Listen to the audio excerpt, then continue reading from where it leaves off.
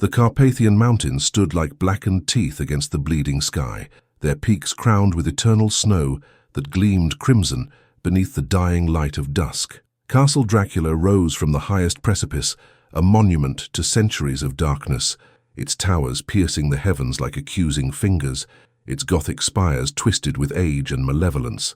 Gargoyles leered from every corner, their stone faces frozen in expressions of torment, and the windows glowed with the sickly yellow light of 1,000 candles that never seemed to burn down.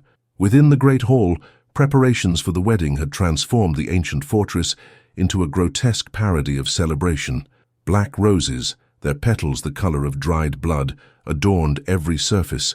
Candelabras dripped with wax like tears of mourning, and the air hung thick with incense that could not quite mask the underlying scent of decay and centuries-old stone. The portraits of Dracula's ancestors lined the walls, their painted eyes seeming to follow every movement with judgment and disdain. Count Dracula himself stood before the massive fireplace, his tall frame casting a shadow that seemed to possess a life of its own. He wore ceremonial attire befitting his station, a black velvet coat embroidered with silver thread in patterns that resembled both crosses and serpents, a crimson cravat at his throat hiding the pale flesh beneath, and rings adorned with rubies that caught the firelight like droplets of fresh blood. His face, eternally preserved in the prime of cruel beauty, remained impassive, but his eyes, those ancient, fathomless pools of darkness, betrayed a flicker of bitter amusement. "My lord," came the raspy voice of Renfield, his faithful servant, hunched and twitching as he approached with the deference of a beaten dog. The old man's eyes held the madness of decades spent in service to darkness, yet also an unsettling devotion. "The bride's carriage has been sighted on the mountain pass. She will arrive within the hour." Dracula did not turn. "Good. Let us conclude this farce with appropriate efficiency. I trust everything has been prepared according to tradition." "Yes, master. The chapel crypt has been sanctified, or rather desecrated as you commanded. The witnesses are assembled. Father Gavril awaits, though he trembles like a leaf." Renfield's lips curled into a grotesque smile. He knows what service he truly renders this night. "Father Gavril," Dracula's voice dripped with contempt, "a priest who sold his soul for gold and the promise of immortality he will never receive. How fitting that such a man should consecrate this union." He finally turned, his movements fluid and predatory.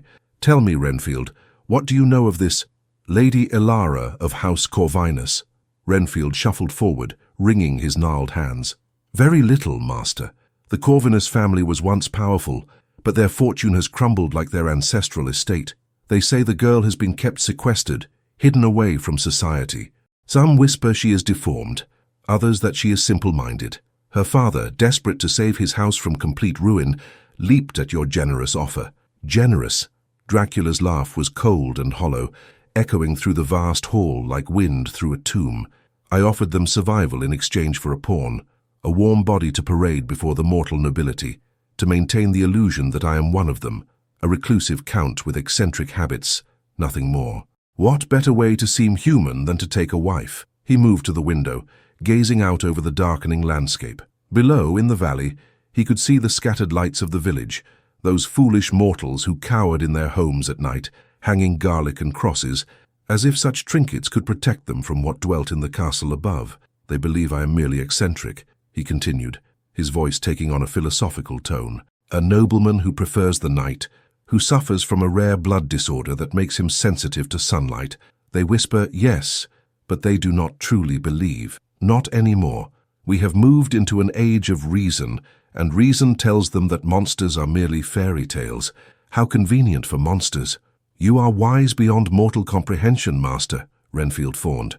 "I am cursed beyond mortal comprehension," Dracula corrected, his tone suddenly sharp. "Do not confuse endurance with wisdom, Renfield. I have survived nothing more, and survival requires adaptation." He thought of the centuries that stretched behind him like a trail of corpses. Once he had been Vlad, a warrior prince who fought against the Ottoman tide with such ferocity that his enemies impaled their own men rather than face him in battle. He had been a man then, brutal, yes, but a man nonetheless, with a beating heart and a soul that still believed in God and honor. Then came the bargain in that mountain cave, the ancient creature that offered him the power to defeat his enemies, to live forever, to never fall before mortal blade or arrow. He had accepted, driven by desperation and pride, and the price had been everything that made him human. "Master," Renfield's voice interrupted his dark reverie. "The bride's carriage approaches the gates." Dracula turned from the window, his expression once again an impenetrable mask. "Then let us greet my intended. Summon the household. We must maintain appearances." As Renfield scurried away, Dracula allowed himself a moment of honest contemplation. This marriage was purely political, a shield against the suspicions that occasionally arose among the local nobility, a way to maintain his carefully constructed facade of humanity. He expected nothing from the bride herself. Some cowering creature, perhaps, disfigured or dim-witted, offered up by her desperate father like a lamb to the slaughter. He felt nothing, no anticipation, no curiosity, no desire. Such emotions had been dead in him for so long that he could barely remember what they felt like. There would be a ceremony, and then the girl would be installed in the East Wing, kept comfortable and ignorant. A pretty lie to tell the world. He might even let her live out her natural life, provided she proved sufficiently docile and incurious. The sound of hooves on cobblestone echoed through the courtyard. Dracula made his way to the grand entrance, where a dozen servants had assembled. Pale, hollow-eyed creatures, some mortal and some not, all bound to his service through fear, enchantment, or the dark gift of immortality. They stood in two lines, creating a pathway of silent witnesses. The massive oak doors swung open, and the cold mountain wind swept into the hall, carrying with it the scent of snow and pine. Dracula descended the steps with measured grace, his boots clicking against the stone, each step echoing like a countdown to some inevitable doom. The carriage that entered the courtyard was ancient and weather-beaten, its black paint peeling, its wheels creaking with age, a perfect representation of House Corvinus's fallen state. Two exhausted horses stood in the harness, their breath steaming in the frigid air. The driver, an old man wrapped in threadbare furs, would not meet Dracula's eyes. Behind the carriage rode a small escort, 3 men-at-arms who looked barely better equipped than bandits, and an older woman on a grey mare, presumably the bride's chaperone or servant. Dracula waited, patient as stone, as the carriage door opened. First to emerge was Lord Corvinus himself, a man of perhaps 50 years who looked 70. His once fine clothes hung on his frame like mourning cloth, and his face bore the grey pallor of a man who had long ago surrendered to despair. He bowed deeply, too deeply, the gesture of a man who knew he had sold his daughter to the devil and lacked even the courage to feel proper shame. "My Lord Dracula," Corvinus stammered, his voice barely above a whisper. We are honored by your hospitality. May I present your daughter?" "Yes." Dracula's tone was clipped, impatient. "Let us dispense with the pleasantries, Lord Corvinus. The hour grows late, and the ceremony awaits." Corvinus flinched, then turned to the carriage, extending a shaking hand. "Elara, come." For a long moment nothing happened. The assembled servants shifted uncomfortably. Even Dracula felt a flicker of annoyance.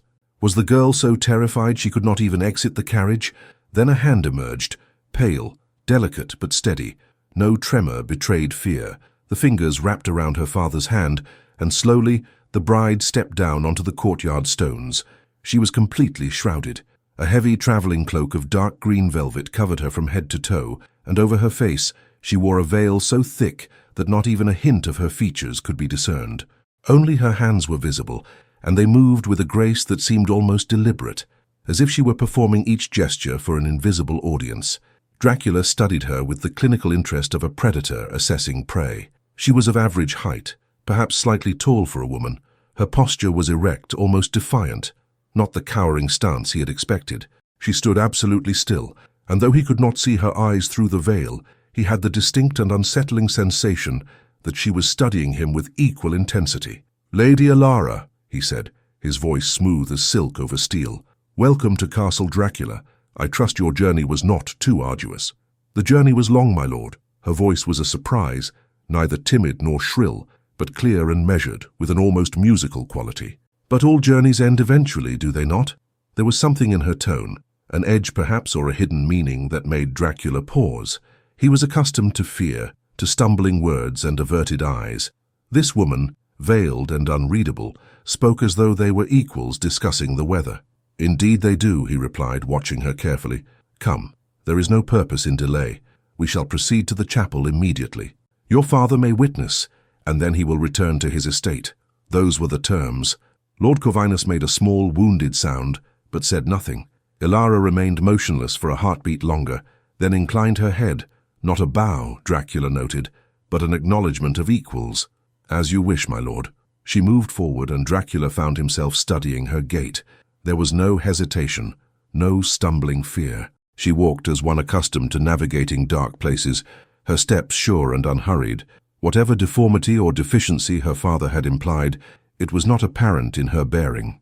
They proceeded through the castle, a somber procession winding through corridors lit by guttering torches. The walls wept with moisture, and somewhere in the distance a wolf howled, one of Dracula's children, calling to the moon that was even now rising above the mountains.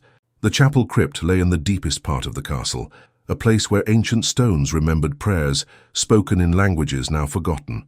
Stone steps descended into darkness, and the air grew colder with each level, until their breath misted before them like departing souls.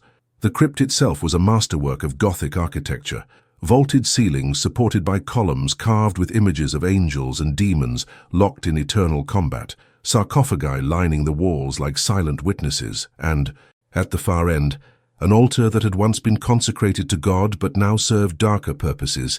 Father Gavril waited there, a fallen priest whose face bore the marks of his corruption, bloodshot eyes, trembling hands, a mouth that twitched with guilt and greed in equal measure. He wore his vestments still, but they hung on him like accusations. Beside him stood two witnesses, members of Dracula's household, pale and silent. "We are ready to begin," Gavril said, his voice cracking. He clutched his prayer book as though it might protect him, though they all knew the words within had lost their power in this desecrated place. Dracula took his position before the altar, and Elara moved to stand beside him. Even now, she kept her veil in place, the thick fabric obscuring everything. Lord Corvinus stood to the side, his face a mask of misery, unable to meet his daughter's veiled gaze. "Dearly beloved," Father Gavril began, the traditional words sounding like mockery in this tomb, "we are gathered here in the sight of God." "Dispense with the homily," Dracula interrupted coldly. "State the vows and be done with it." Gavril swallowed hard and nodded. "Do you, Count Vladislaus Dracula, take this woman as your lawful wife, to have and to hold in darkness and in light, until death," he faltered on the word, realizing its absurdity, "until the end of days?" "I do." The words were empty, a formality. "And do you, Lady Elara of House Corvinus, take this man as your lawful husband, to have and to hold in darkness and in light, until the end of days?" For the first time Elara hesitated. Dracula's enhanced senses caught the slight acceleration of her heartbeat, the barely perceptible shift in her breathing. Fear at last, or something else? "I do." Her voice was steady, but something in those two words carried weight. A choice made, a threshold crossed. "Then by the power vested in me," Gavril's hands shook as he made the sign of the cross, "I pronounce you husband and wife. What God has joined, let no man put asunder." The irony of invoking God in this place, over this union, seemed to strike him even as he spoke, and he looked as though he might be sick. "The veil," Dracula said, turning to face his bride. "Remove it." This was the moment, the revelation of whatever pitiful creature had been sold to him.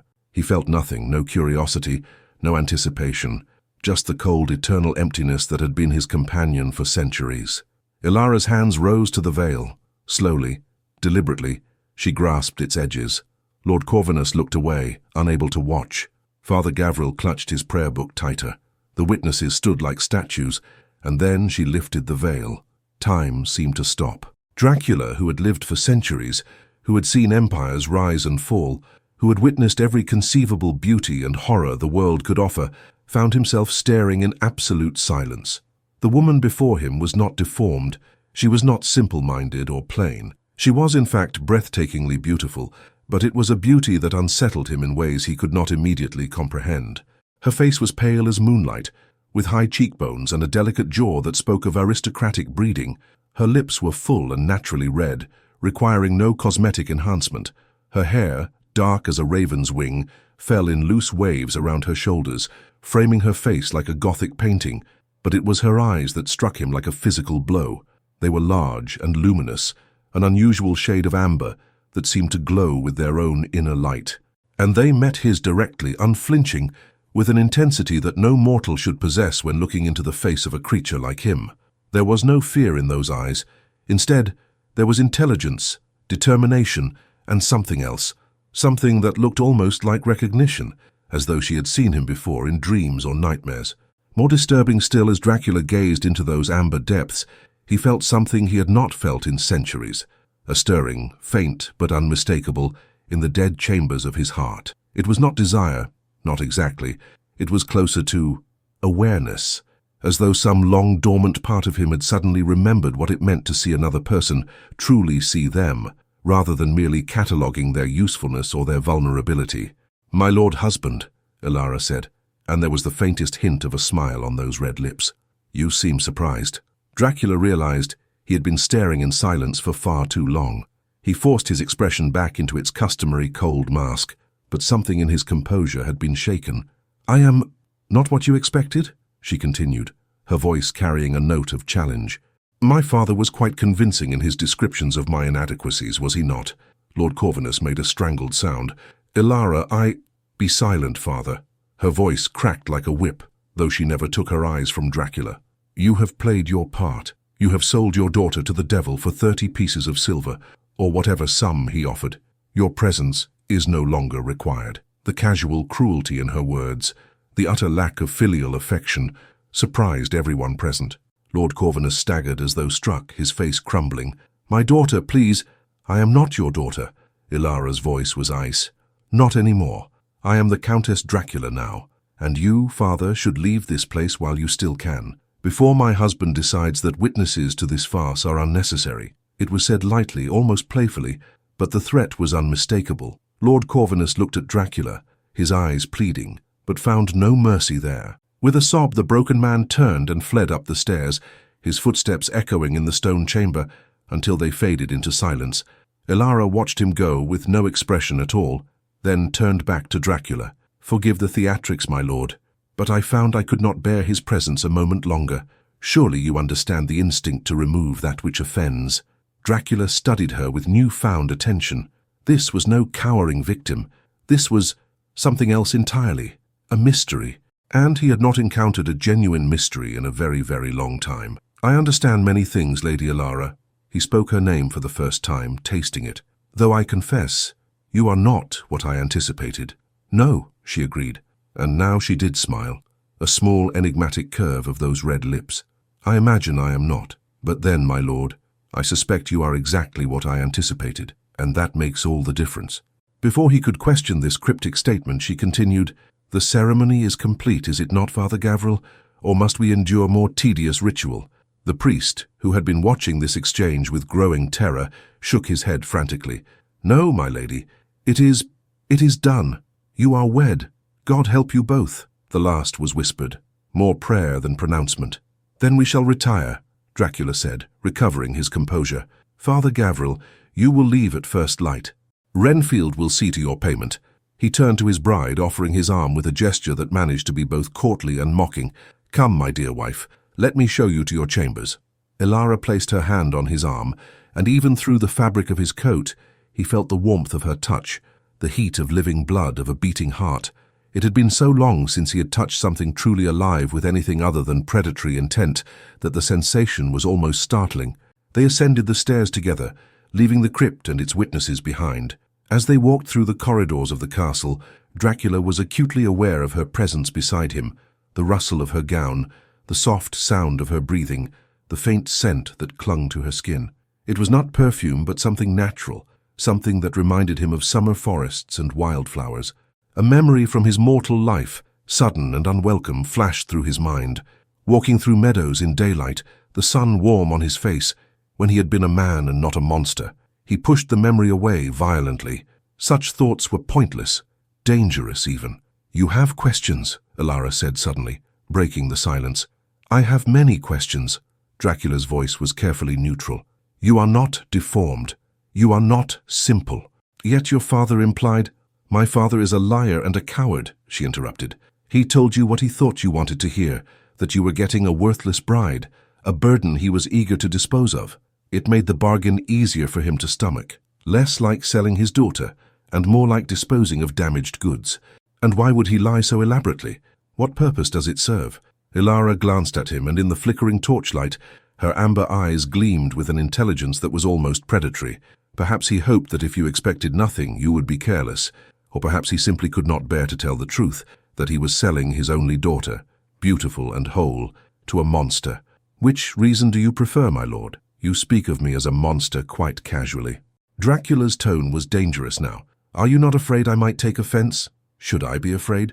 Elara stopped walking, forcing him to stop as well. She turned to face him fully, and in that moment, standing in the shadowy corridor with torchlight dancing across her features, she looked like a portrait of some medieval queen, beautiful, terrible, and utterly unafraid. Tell me, my lord husband, should I fear you? It was a direct challenge, spoken with a boldness that should have signed her death warrant. Dracula could kill her now, in an instant, snap her neck, drain her blood, leave her corpse for Renfield to dispose of. He had done such things countless times before, to those who dared speak to him with less insolence than this, but he found he did not want to kill her. For the first time in memory, he wanted something else entirely. He wanted to understand her, to unravel this mystery standing before him in a wedding gown, this woman who looked at him without fear, who spoke of monsters and truth with equal ease. You should fear me, he said finally, his voice low and intense. I am everything your nightmares have whispered about in the darkness. I am the thing that prowls outside your window when the moon is full. I am death in velvet and fangs hidden behind a smile. I am, as you so astutely observed, a monster. Yes, Elara agreed simply. You are, but you are also my husband now, and I am your wife. That makes us bound, does it not? For better or for worse, in darkness and in light until the end of days. She smiled, quoting the vows. I wonder, my lord, which of us got the worse bargain? With that, she resumed walking, leaving him to follow. And Dracula, ancient and terrible, found himself doing exactly that, following this mortal woman through his own castle, intrigued despite himself, disturbed by the unfamiliar sensation of uncertainty. They reached the east wing, where Dracula had ordered her chambers prepared. The room was vast and furnished with dark opulence, a massive four-poster bed hung with velvet curtains, a fireplace large enough to stand in, windows that overlooked the valley below, and tapestries depicting scenes from mythology, gods and mortals intertwined in eternal drama. These are your quarters, Dracula said, stopping at the threshold. You will find everything you require. Servants will attend to your needs. You have freedom to move about the castle, though certain areas are forbidden. You will know them by the locked doors. How considerate. Elara moved into the room, running her hand along the back of a chair, examining the space with an appraising eye. And you, my lord? Where do you sleep? I do not sleep as you do. The answer was automatic, a half-truth. My chambers are in the West Tower. We need not concern ourselves with cohabitation. This marriage is, as we both understand, a formality. A formality, she repeated, turning to face him. The firelight behind her created a halo effect, making her seem almost ethereal. Yes, I suppose it is. You needed a bride for appearances, and my father needed gold to save his pathetic legacy. A transaction, nothing more. Precisely. Dracula should have felt relief at her understanding, at her willingness to accept the arrangement for what it was. Instead, he felt something uncomfortably close to disappointment. Elara approached him slowly, her gown whispering across the floor. She stopped just outside of arm's reach, close enough that he could feel the warmth radiating from her body, close enough that he could hear the steady rhythm of her heartbeat. But tell me, my lord, she said, her voice dropping to nearly a whisper, if this is merely a transaction, merely a formality, why do you linger in my doorway? Why not simply leave me to my gilded cage and return to whatever dark pursuits occupy your nights? It was a good question, an excellent question, in fact. Why was he lingering? He should leave, should return to his study or his crypt, should treat her with the same indifferent courtesy he might show any useful but ultimately insignificant mortal. But he found he could not look away from those amber eyes. Curiosity, he said finally. You are not what I expected, Lady Elara.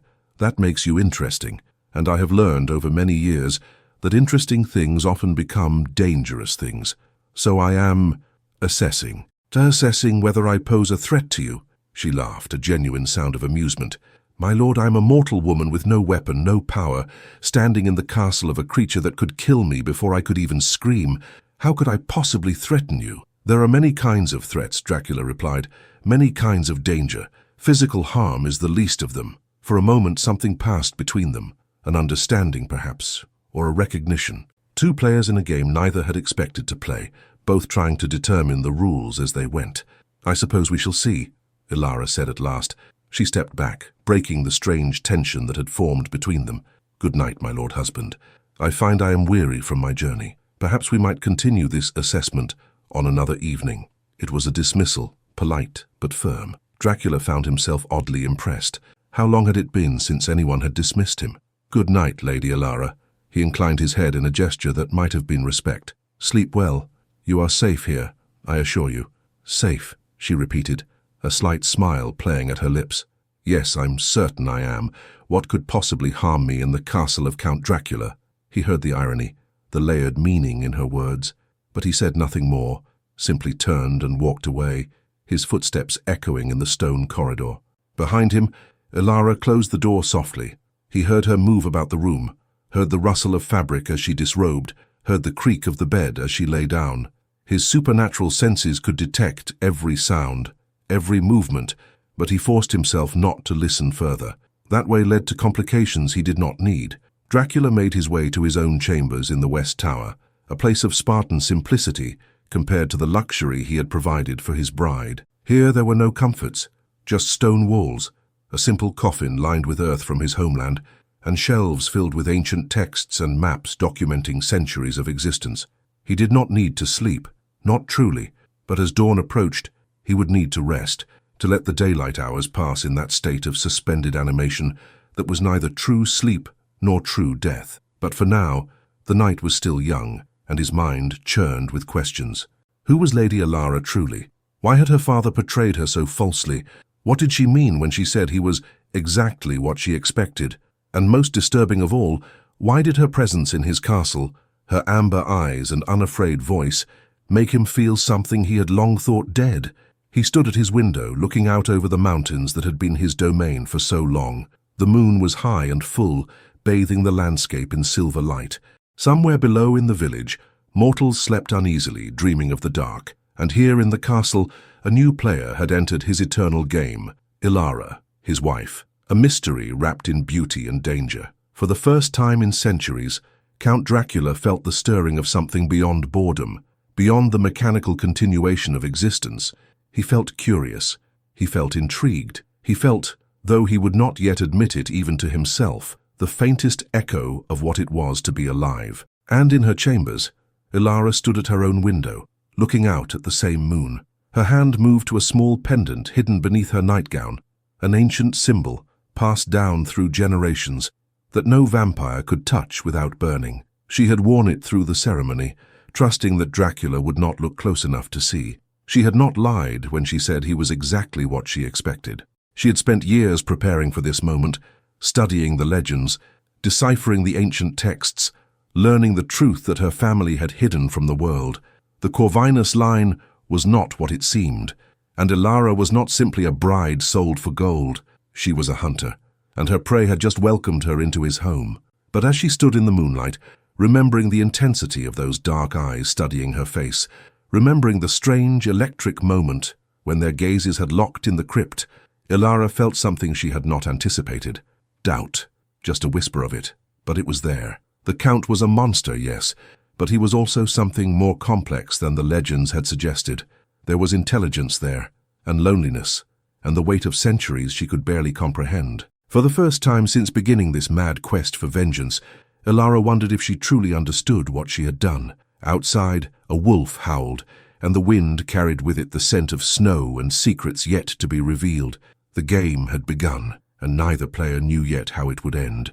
The first light of dawn crept over the Carpathian peaks like a thief, hesitant and pale. Elara woke to the sound of wind howling through the castle's ancient stones, a mournful song that seemed to echo the loneliness of the fortress itself. She had slept fitfully, her dreams haunted by amber eyes that became crimson, by voices whispering in languages she did not know, and by the weight of the pendant against her chest, a constant reminder of why she was here.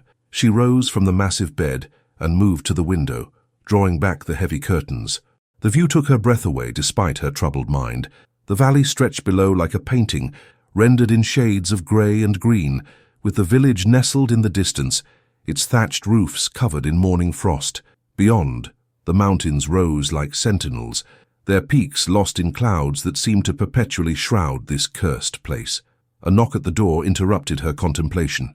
"Enter," Elara called, her voice steady despite the uncertainty churning in her stomach. The door opened to reveal a woman of perhaps 40 years, dressed in the severe black uniform of a housekeeper. Her face was lined but not unkind, and her eyes, a startling blue, held a mixture of wariness and something that might have been sympathy. "Good morning, my lady," the woman said with a curtsy. "I'm Mrs. Aldea, the head housekeeper.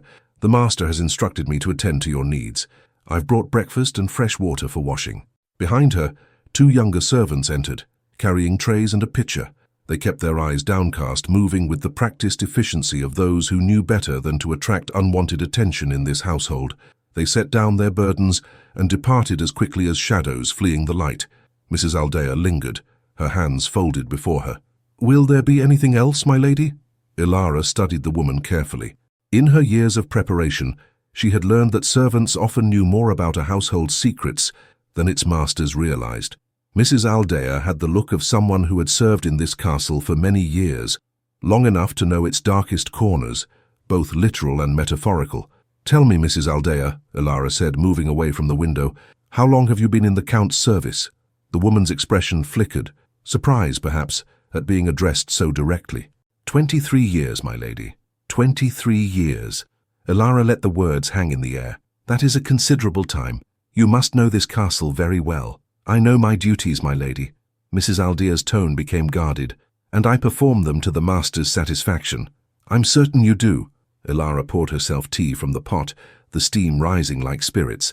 "But I wonder, in all those years, has the Count taken a bride before me?" A pause. A telling pause. "Mrs. Aldea's face remained carefully neutral, but her fingers tightened almost imperceptibly where they were clasped. "No, my lady. You are the first."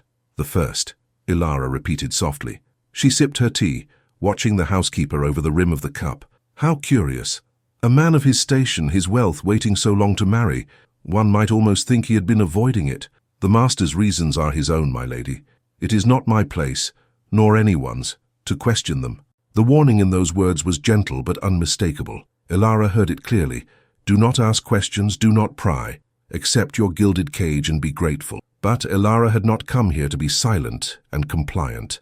"Of course," she said, her tone light and agreeable. "I meant no offense. I am merely trying to understand my new home. Tell me, Mrs. Aldea, what are the household routines?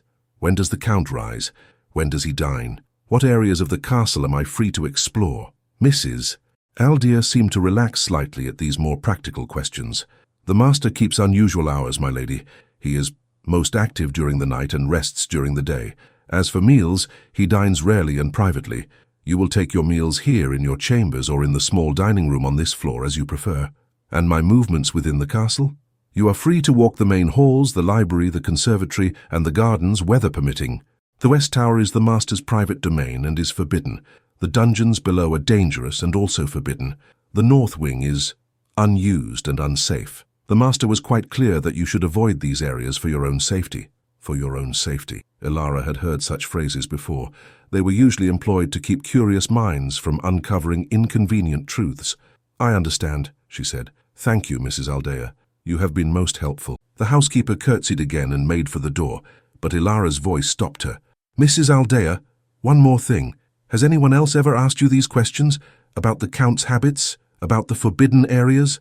The older woman turned, and for just a moment her careful mask slipped. In her eyes, Elara saw something that made her blood run cold, a deep, weary sorrow, and beneath it, a flicker of warning. "Yes, my lady," Mrs. Aldea said quietly.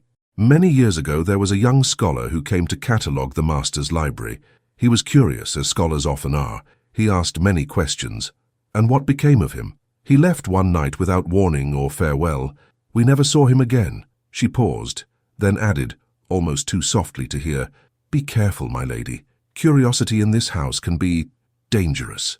With that, she departed, closing the door with a finality that seemed to punctuate her warning. Elara stood alone in the center of her chamber, her hand instinctively moving to the pendant hidden beneath her nightgown. The scholar's fate did not surprise her. She had known the risks before accepting this devil's bargain, but it did reinforce the reality of her situation. She was not here as a bride in any true sense. She was here as a prisoner, however elegant her cage might be, and Dracula, despite his courtly manners and philosophical words, was still a predator. She must never forget that. She dressed carefully, choosing a gown of deep burgundy that allowed her freedom of movement while maintaining the appearance of propriety. She wore the pendant openly now, a silver symbol etched with protective runes, hanging from a delicate chain. Let the Count see it and wonder. Let him know that she was not entirely without defenses. Her first objective was reconnaissance. She needed to understand the layout of the castle, to identify escape routes and hiding places, to learn the patterns of the household. Most importantly, she needed to locate Dracula's resting place, the coffin where he would be most vulnerable during the daylight hours. Elara left her chambers and began to explore. The castle was a labyrinth. Corridors twisted and turned without apparent logic, some ending in locked doors, others opening onto vast empty halls where dust motes danced in the weak sunlight filtering through narrow windows. Portraits lined the walls, generations of aristocratic faces, their eyes following her progress with painted disapproval. She noticed that many of the portraits depicted the same face at different periods, a man with high cheekbones and intense eyes, his clothing changing from medieval armor to Renaissance finery to more modern attire. Always the same face, always Dracula. He had lived through centuries, wearing different names perhaps, different titles, but always returning to this mountain stronghold. She found the library on the second floor, a magnificent room that must have contained thousands of volumes. Books lined the walls from floor to ceiling, their leather bindings cracked with age. The scent of old paper and dust was overwhelming. Elara ran her fingers along the spines, reading titles in Latin, Greek, Romanian, and languages she did not recognize.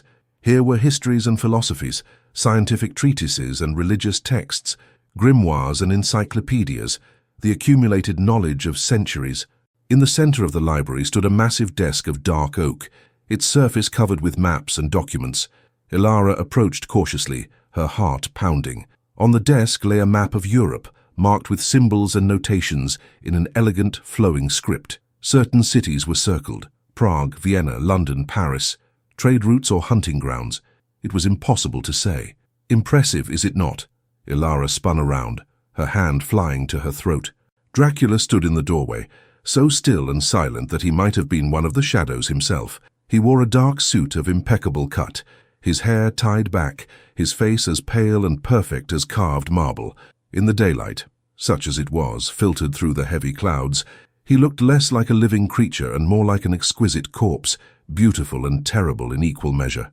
"My lord," Elara said, fighting to control her startled reaction, "I did not hear you approach." Most people do not. He entered the library with that fluid, predatory grace she had noted the previous night. "I trust you slept well? Mrs. Aldea attended to your needs?" "Yes, thank you. She was most informative." Dracula's lips curved in a smile that did not reach his eyes. "I'm certain she was. Mrs. Aldea is loyal, but she does enjoy her gossip." "What tales did she share? That I am a cruel master, that the castle is cursed, that previous visitors have met unfortunate ends." "She mentioned a scholar," Elara said carefully, watching his face. "One who left rather abruptly." "Ah, yes, poor Joseph." Dracula moved to the desk, his fingers trailing across the map. "He was a brilliant man, truly, but he lacked discipline. He insisted on exploring areas of the castle that I had explicitly forbidden. One night he ventured into the dungeons below. The structure there is ancient and unstable. There was a collapse. We searched for days, but—" He spread his hands in a gesture of helpless regret. "These old castles can be death traps for the unwary." It was a lie. Elara knew it with absolute certainty. The way he spoke, too smooth, too practiced, betrayed him. Whatever had happened to the unfortunate Joseph, it had nothing to do with structural collapse. "How tragic," she said, matching his tone of polite disinterest. "I shall certainly heed Mrs. Aldea's warnings about the dangerous areas." Wise. He studied her for a long moment, his dark eyes unreadable. "That is a curious piece of jewelry you wear." His gaze had fixed on her pendant. Elara's hand moved to it instinctively, her fingers closing around the warm silver. "It was my mother's," she said. It was not entirely a lie. The pendant had belonged to her grandmother, who had passed it to Elara's mother, who had given it to Elara on her deathbed along with the terrible truth of their family's legacy. "May I see it?" Elara hesitated. The pendant was inscribed with protective symbols, runes that would burn a vampire's flesh if they touched it. If Dracula examined it closely, he would surely recognize its true nature. "It is quite delicate," she said, not removing it, "and precious to me, a keepsake of family." "Of course." He did not press, but something in his eyes suggested he understood her reluctance and found it interesting. "Tell me, Lady Elara, what do you think of my library? You are welcome to read anything here, to spend as much time among the books as you wish. I confess I find it a lonely pleasure, and it would give me some satisfaction to know they are being appreciated by someone with the education to understand them." It was an unexpected offer, and Elara found herself genuinely pleased. She loved books, loved knowledge, and this collection represented treasures she could spend years exploring. "Thank you, my lord. I would very much enjoy that. I have always been a scholar at heart."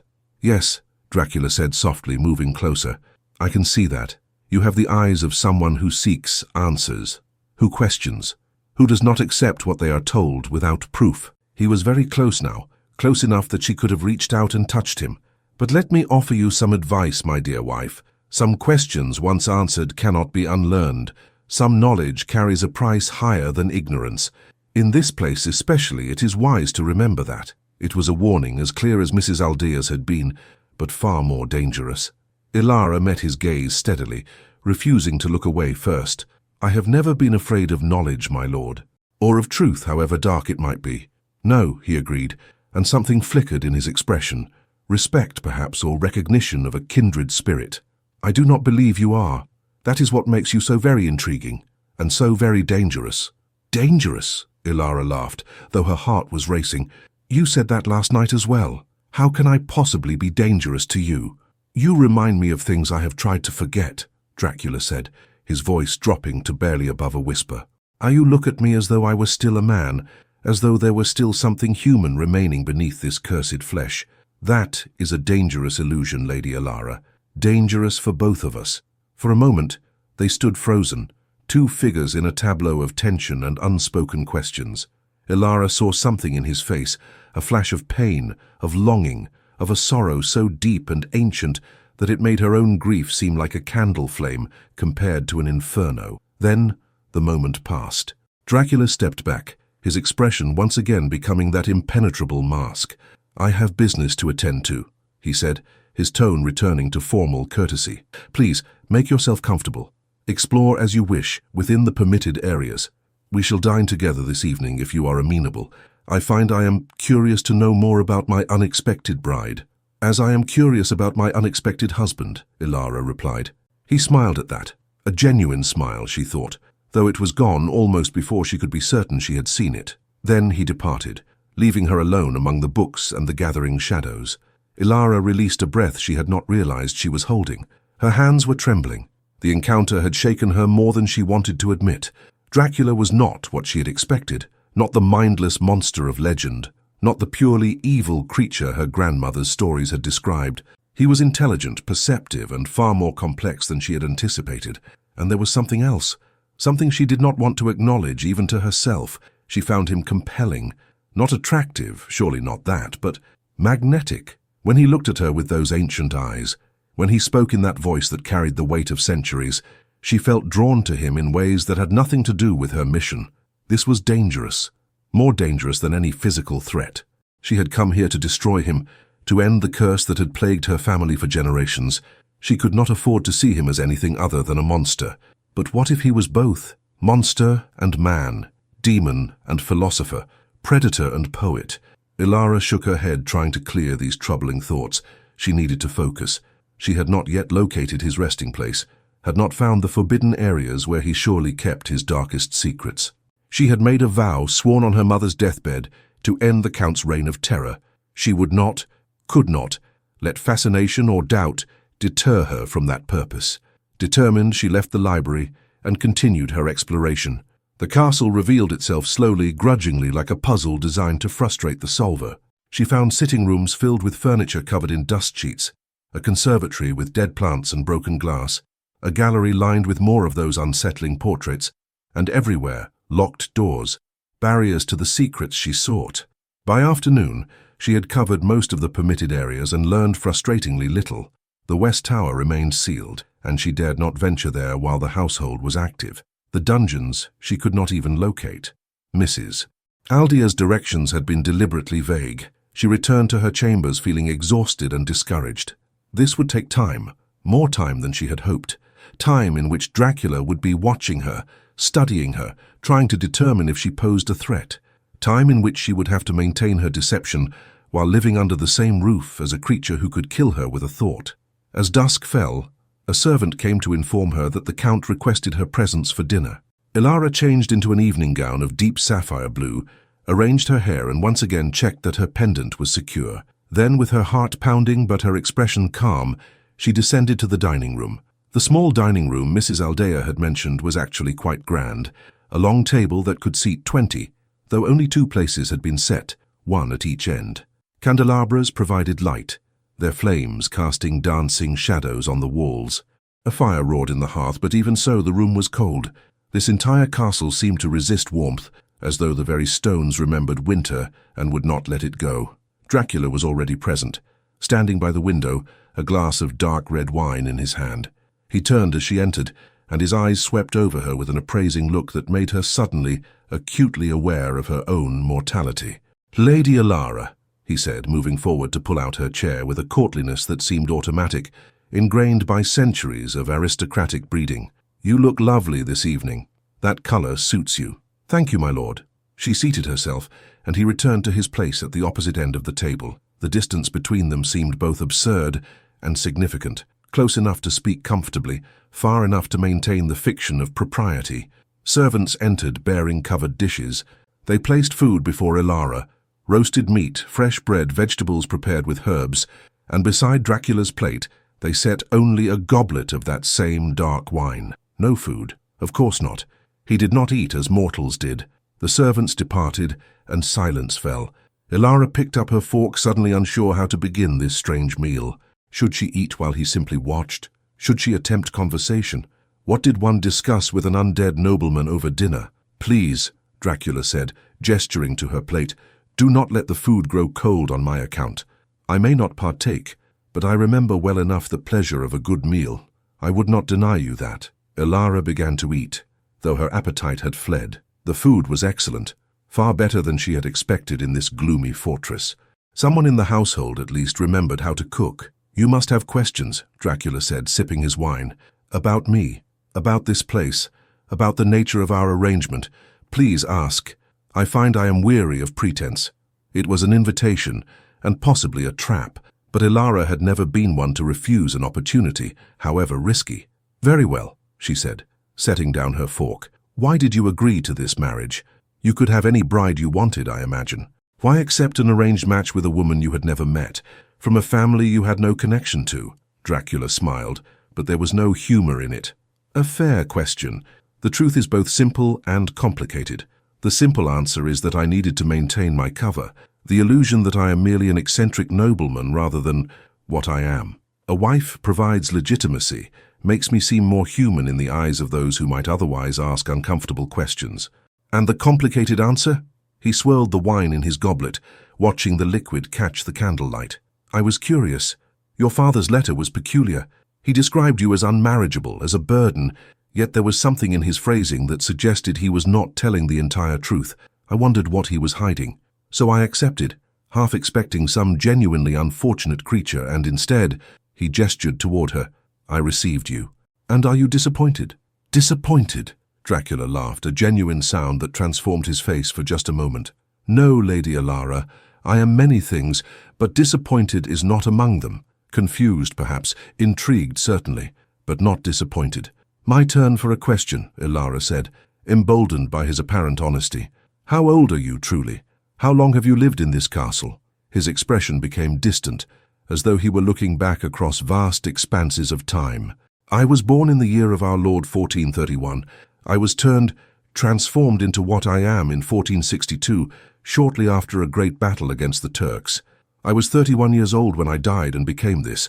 I have existed in this state for—" He paused, calculating. 563 years, more than half a millennium. The enormity of it struck Elara silent. 563 years.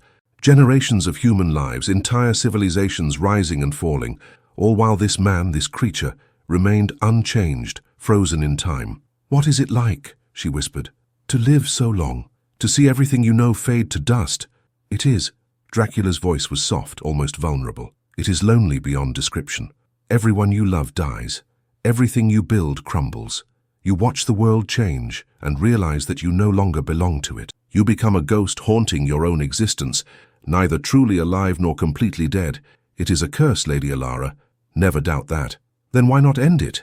Surely, after so long, why not walk into the sunlight and let it burn me to ash?" He smiled bitterly. "I have asked myself that question 1,000 times, 10,000, and the answer is always the same. Because I am a coward. Because despite the loneliness, despite the horror of what I have become, I cling to existence. Because the alternative is oblivion, and I fear oblivion more than I fear this endless half-life." Elara found herself moved despite her determination to remain detached. This was not the monster of legend speaking. This was a man, a desperately lonely, endlessly weary man, trapped in a prison of his own making. "Tell me about your life," Dracula said suddenly, leaning forward. "Not the lies your father told, but the truth. Who are you, Lady Elara of House Corvinus? What made you the woman who could stand in my castle and speak to me without fear?" It was Elara's turn to deflect, to decide how much truth she could risk revealing. She chose her words carefully. "My mother was a remarkable woman. Educated, intelligent, fierce in her convictions. She taught me languages, history, literature, everything she knew. She died 3 years ago, and with her death, my father diminished.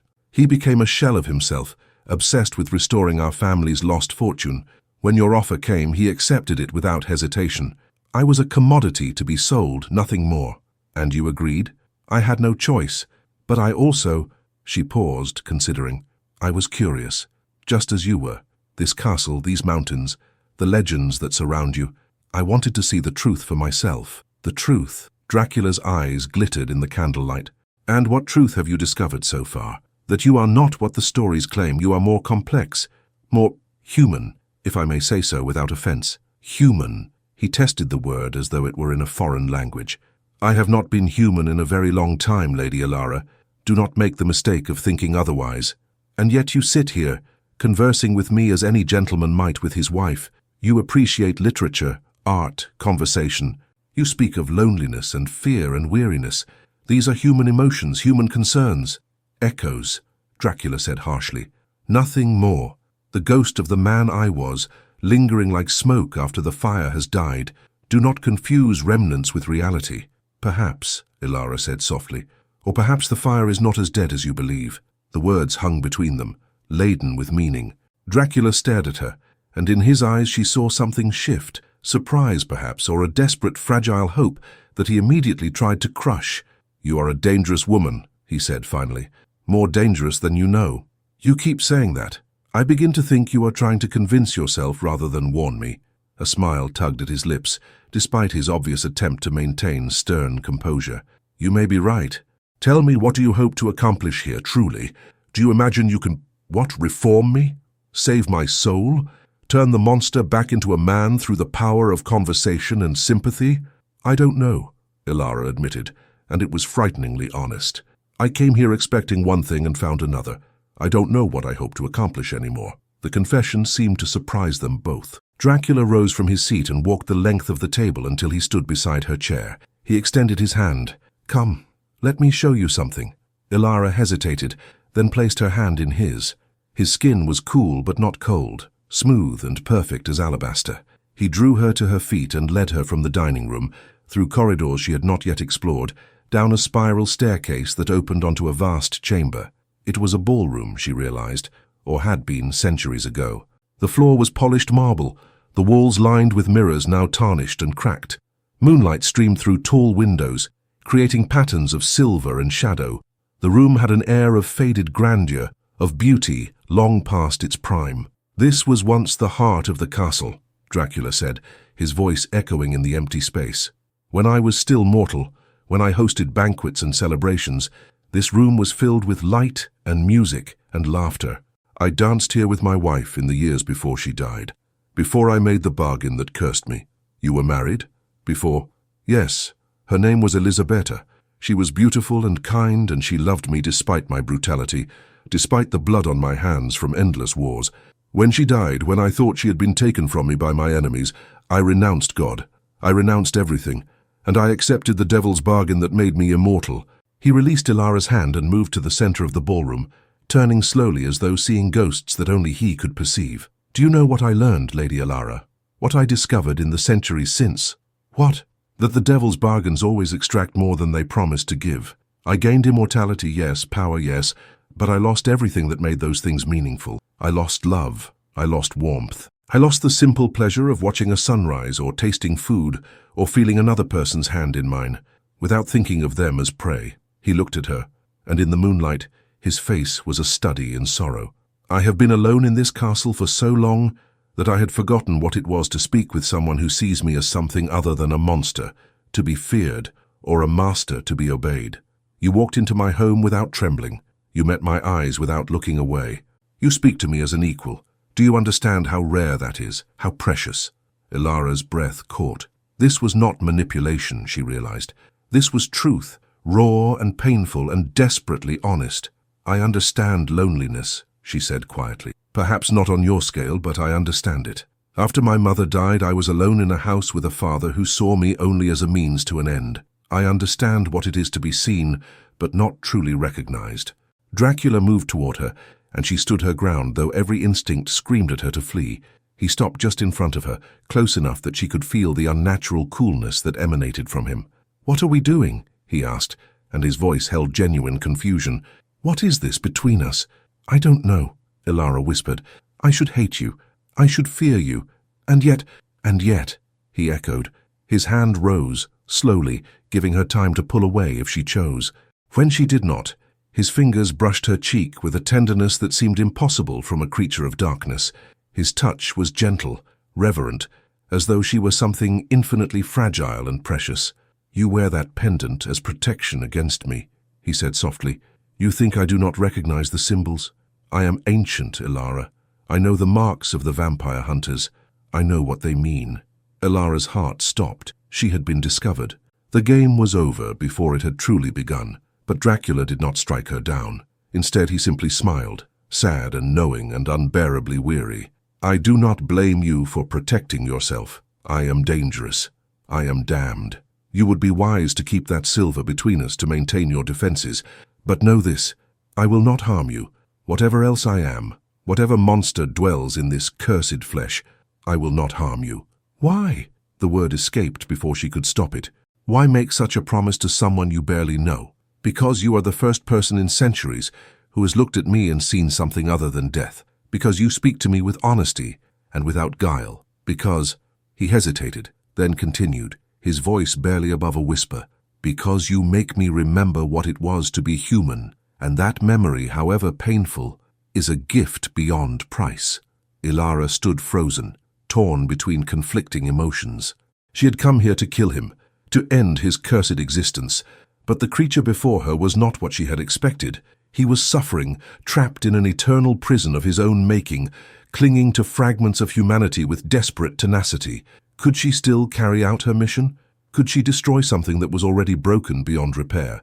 "I don't know what to say," she admitted. "Then say nothing.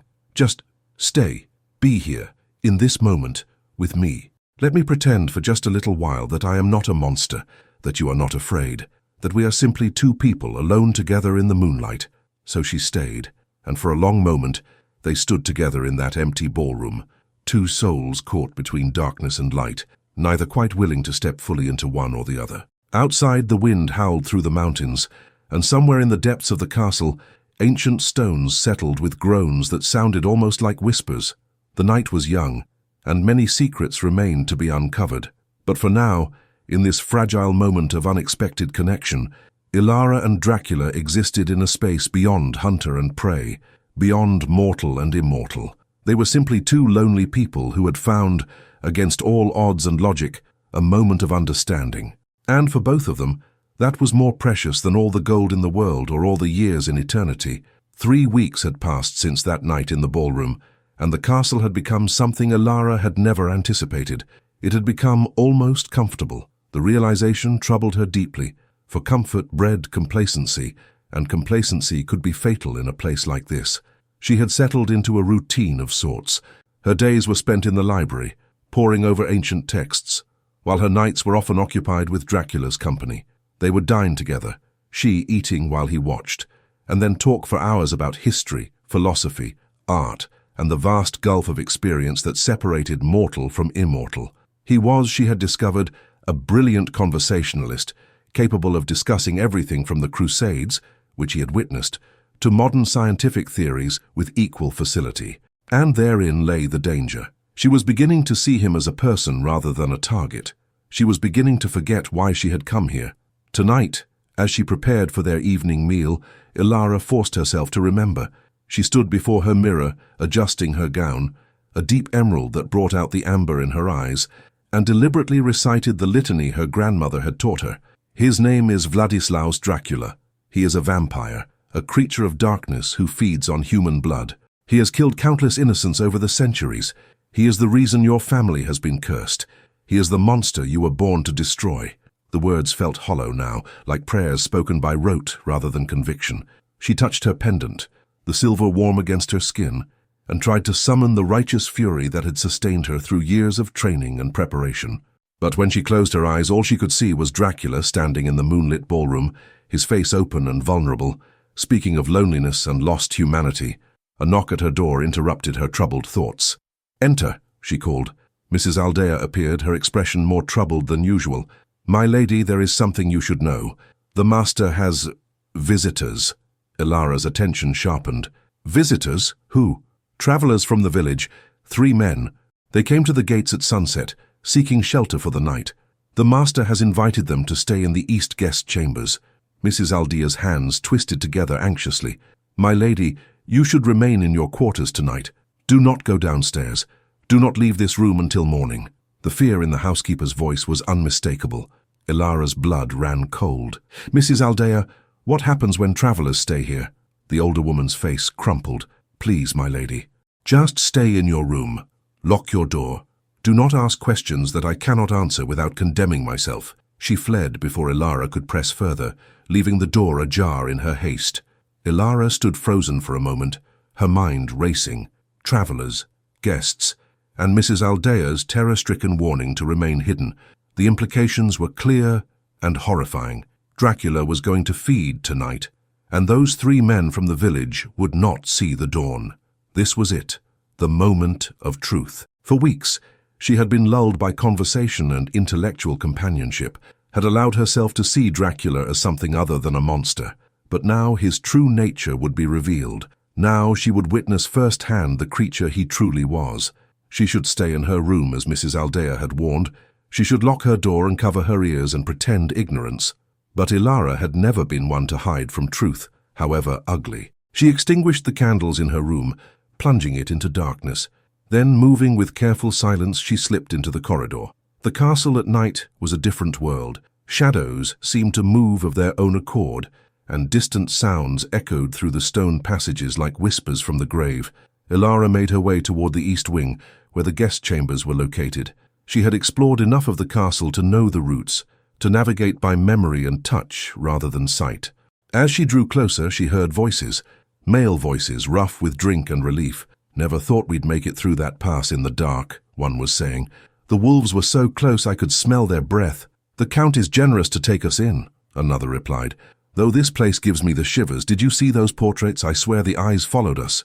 "You're drunk, Petru. Eyes don't follow anyone." "I'm telling you, gentlemen." Dracula's voice, smooth and cultured, cut through their banter. "I trust your accommodations are satisfactory. If you require anything, food, drink, additional blankets, you need only ask." "You're too kind, my lord," the first man said. Elara could hear the nervousness beneath his gratitude. "We'll be gone at first light, out of your hair. There is no rush." Something in Dracula's tone made Elara's skin prickle. "The night is young, and these mountains can be treacherous. You are welcome to rest as long as you need." Elara found a shadowed alcove near the guest chambers and pressed herself into it, barely daring to breathe. Through a gap in the wall hangings, she could see into the room beyond. The 3 men were peasants, dressed in rough traveling clothes. They sat around a table laden with food and wine, Dracula's hospitality in full display. They ate with the hunger of men who had been on the road for days, drinking deeply from their goblets. Dracula stood apart near the fireplace, watching them with an expression of polite interest. He looked every inch the gracious host, the concerned nobleman ensuring his unexpected guests were comfortable. But Elara could see what the men could not. The way his eyes tracked their movements with predatory focus, the way his fingers tapped against his leg with barely restrained anticipation, the way his lips parted slightly as though already tasting what was to come. "Tell me," Dracula said conversationally, "what brings you to these mountains? It is rare that travelers venture so close to my estate." The youngest of the three, he could not have been more than 20, answered, "We're looking for work, my lord. Heard there might be positions available in Bistritz. Our village, there's nothing left for us there anymore." "Nothing left?" Dracula's voice held a note of sympathy that made Elara's stomach turn. "How unfortunate. What happened?" "Sickness, my lord, took most of the young folk, my sister among them." The young man's voice broke. "She was only 15, beautiful and kind, and she just faded away. The doctor said it was consumption, but—" He trailed off, shaking his head. "But you suspect something else?" Dracula prompted gently. "The old women in the village, they whispered about other things, about creatures that feed on the living, about curses and—" The young man laughed nervously. "But that's just superstition, isn't it, my lord? There are no such things as vampires." "No," Dracula agreed softly. "Of course not. Merely superstition." Elara watched in horror as the Count moved closer to the men, his movements fluid and hypnotic. The travelers were already showing signs of drowsiness. The wine had been drugged, she realized. Their speech slurred, their eyes grew heavy. "Perhaps you should rest," Dracula suggested.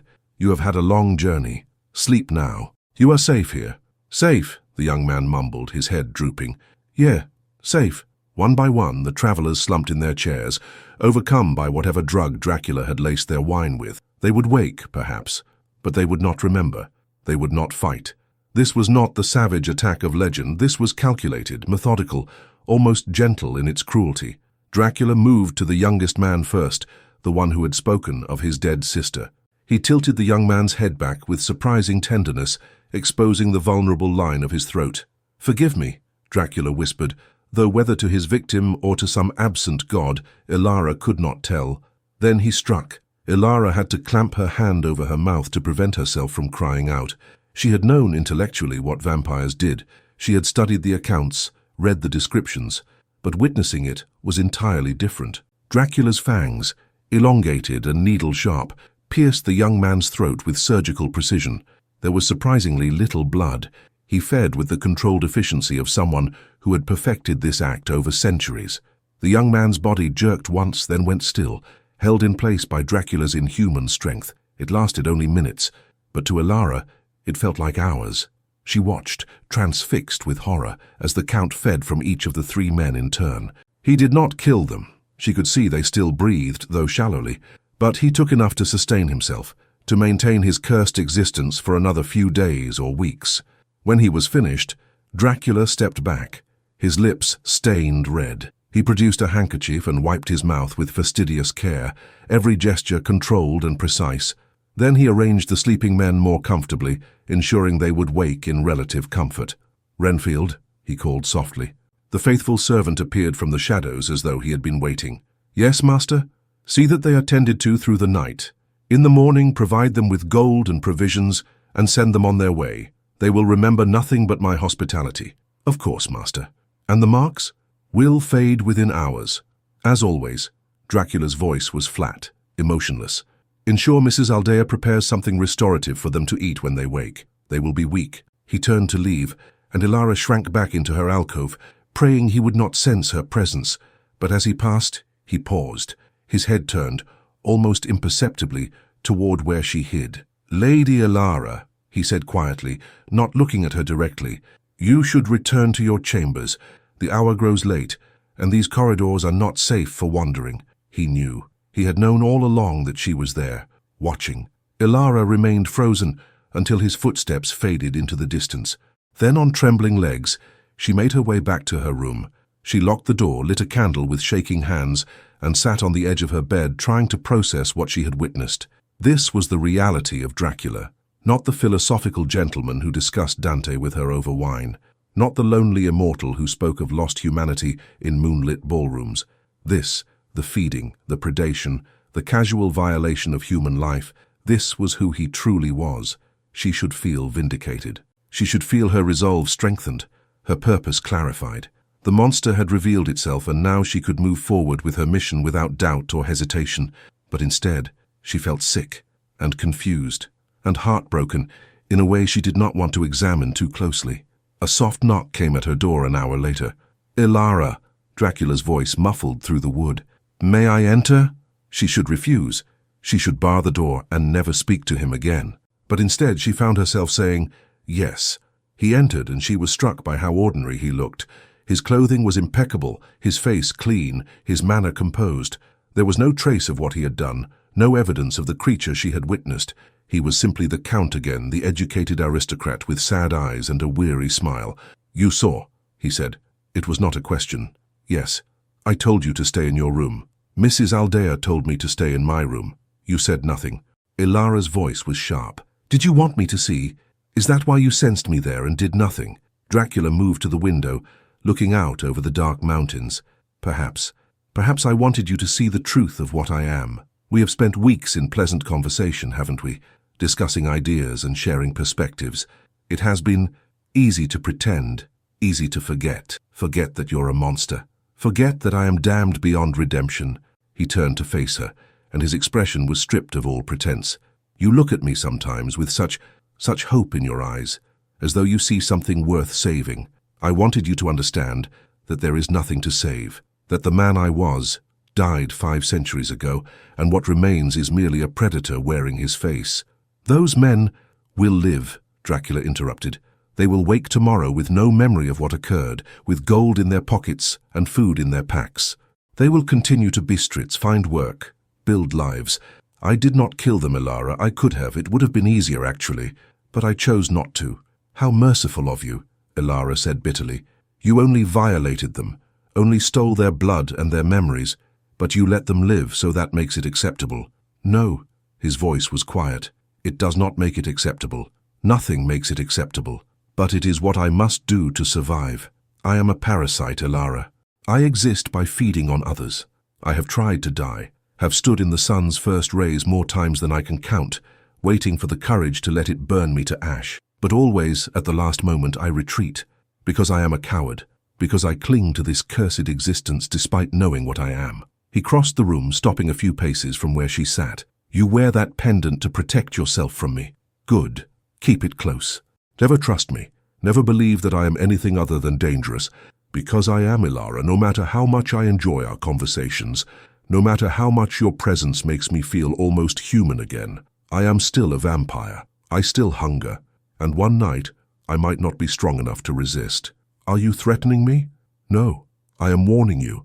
I am being honest with you in a way I have not been honest with anyone in centuries. You deserve to know exactly what shares this castle with you."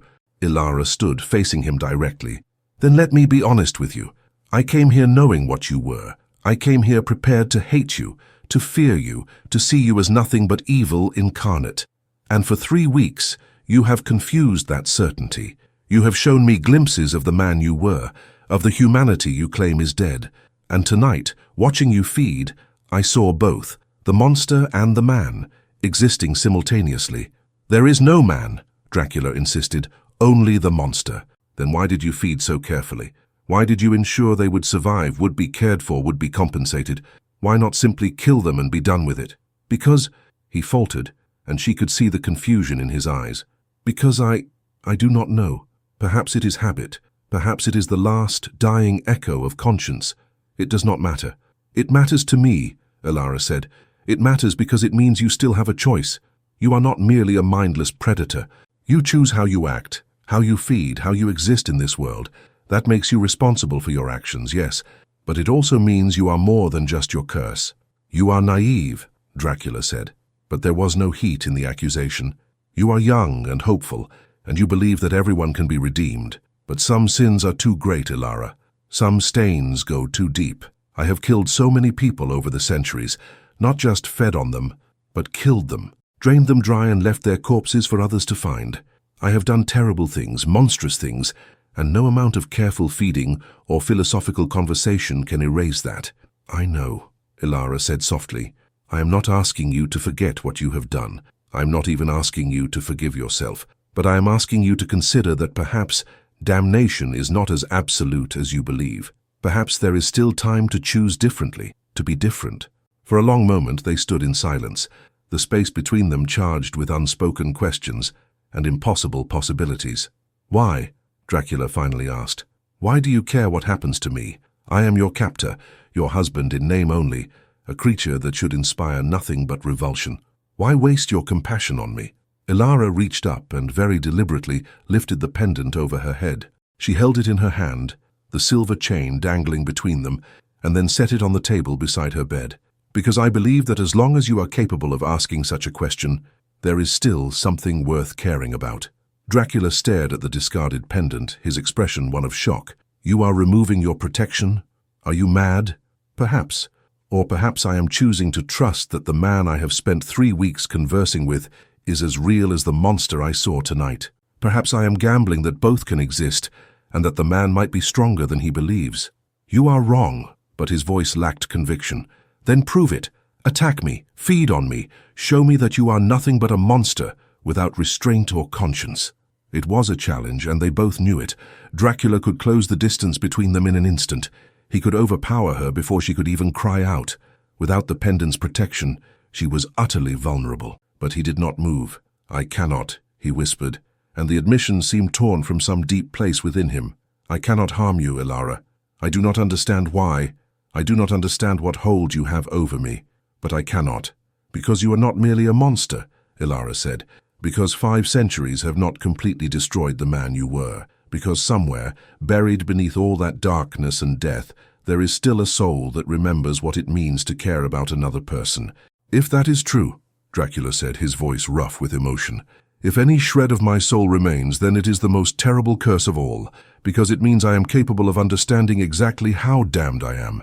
It means I can still feel guilt, still feel shame, still feel the weight of every life I have taken. A true monster would not suffer such things. A true monster would simply feed and feel nothing. Then perhaps, Elara said gently, you are not as far beyond redemption as you think. She moved toward him, closing the distance he had been careful to maintain. He stood frozen as she approached, his eyes wide with something that looked like fear. When she was close enough to touch, she reached out and placed her hand over his heart, the heart that no longer beat, that had been still for half a millennium. I feel nothing, he said. No pulse, no warmth, no life. I know. But you feel it, don't you? The absence, the loss? That is your humanity speaking, Dracula, mourning what was taken from you. His hand rose, trembling, to cover hers. His skin was cool but not unpleasant, and his touch was gentle, reverent even. What are you doing to me? He whispered. What spell have you cast that makes me feel things I have not felt in centuries? No spell, just truth, just connection. They stood like that for a long moment, hand over dead heart. 2 impossibly different beings trying to bridge the chasm between mortal and immortal, between light and darkness. I am dangerous to you, Dracula said finally. Even now, even with these strange feelings you have awakened in me, I am dangerous. You should put that pendant back on. You should lock your door and never let me close to you again. I know the risks, Elara replied. I have always known them. But I also know that living in fear, living behind locked doors and protective talismans is not truly living. My mother taught me that. She said that courage is not the absence of fear, but the choice to act despite it. Your mother was a wise woman, and she would be horrified to see you standing here unprotected, with a vampire's hand covering yours. Elara smiled sadly. Perhaps. Or perhaps she would understand that sometimes the greatest courage is in choosing to trust, in choosing to believe that even in the darkest places there might be a glimmer of light. Dracula pulled away, turning from her as though he could not bear to look at her face anymore. You are going to destroy me, he said hoarsely. Not with stakes or sunlight or holy water, but with hope. You are going to make me believe that I might be something other than what I am, and when that belief proves false, when I inevitably fail and succumb to my nature, it will break me in ways that centuries of damnation have not. Or, Elara said, I might be right, and you might discover that you are stronger than you believe. That change is possible, even for one who has existed unchanged for so long. I cannot promise you that. I cannot promise that I will not fail, that I will not hurt you or others, that I will not prove to be exactly the monster you saw tonight. I am not asking for promises. I am only asking that you try." He laughed, a broken sound. Try. Such a simple word, such an impossible task.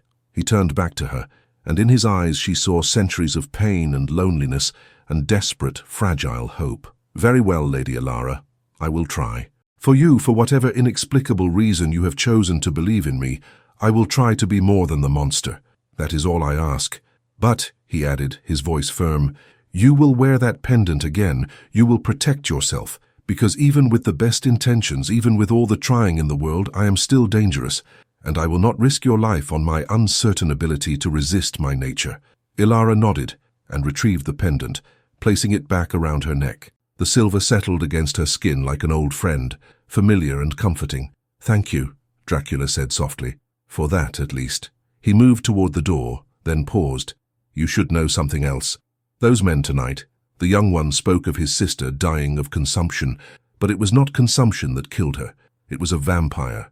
Not me, but one of my kind, hunting in that region. I sensed it when I fed from him, tasted it in his blood. The grief, the anger, the suspicion.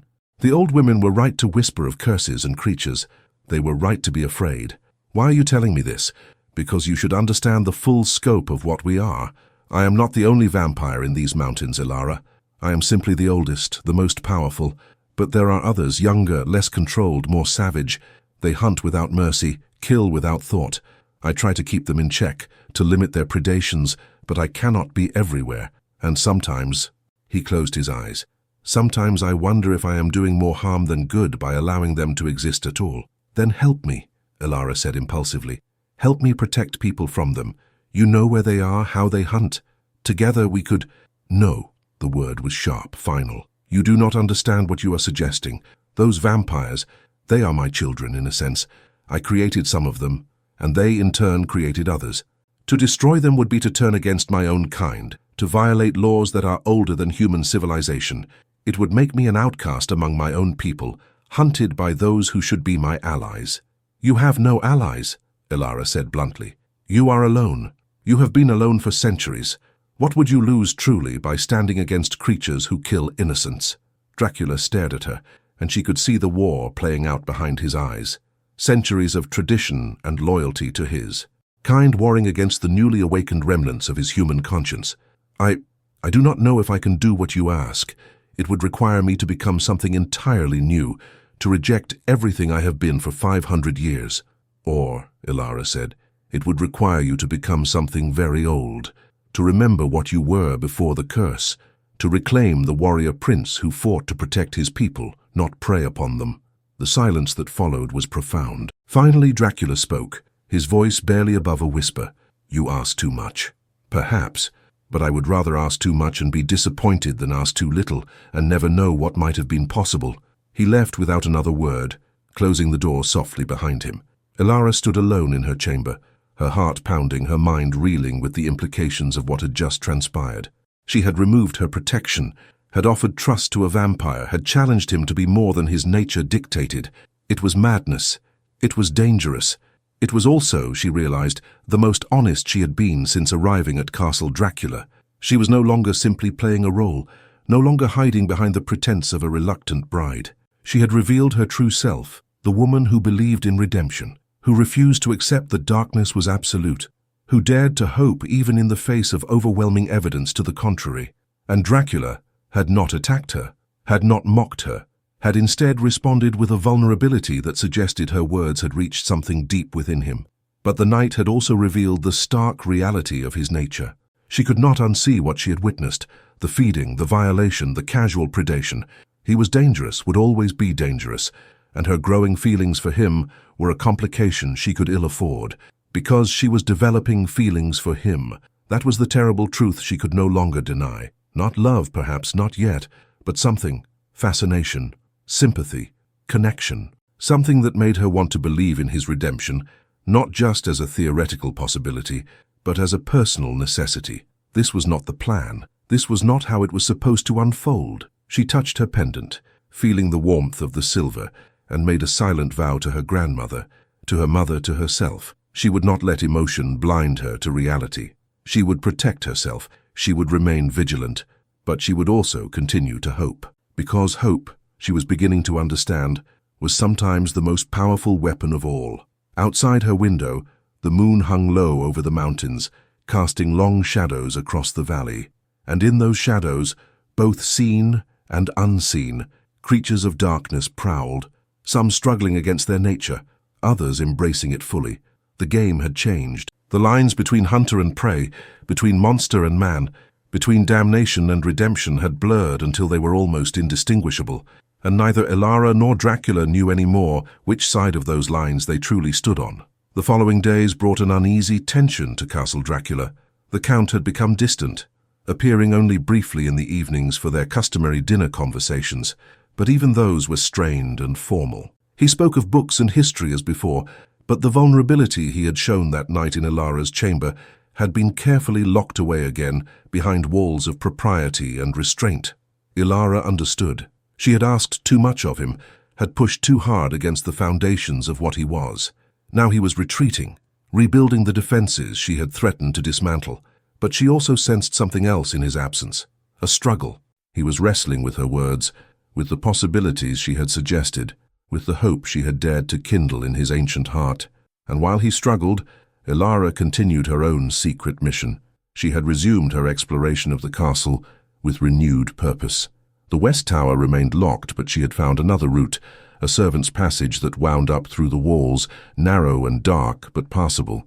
One afternoon, while the Count rested in whatever hidden chamber he retreated to during daylight hours, Elara made her move. The passage was claustrophobic, barely wide enough for her shoulders, and the stones were slick with moisture. She climbed slowly, carefully, her heart pounding with equal parts fear and determination. If she was discovered, she had no explanation that would suffice.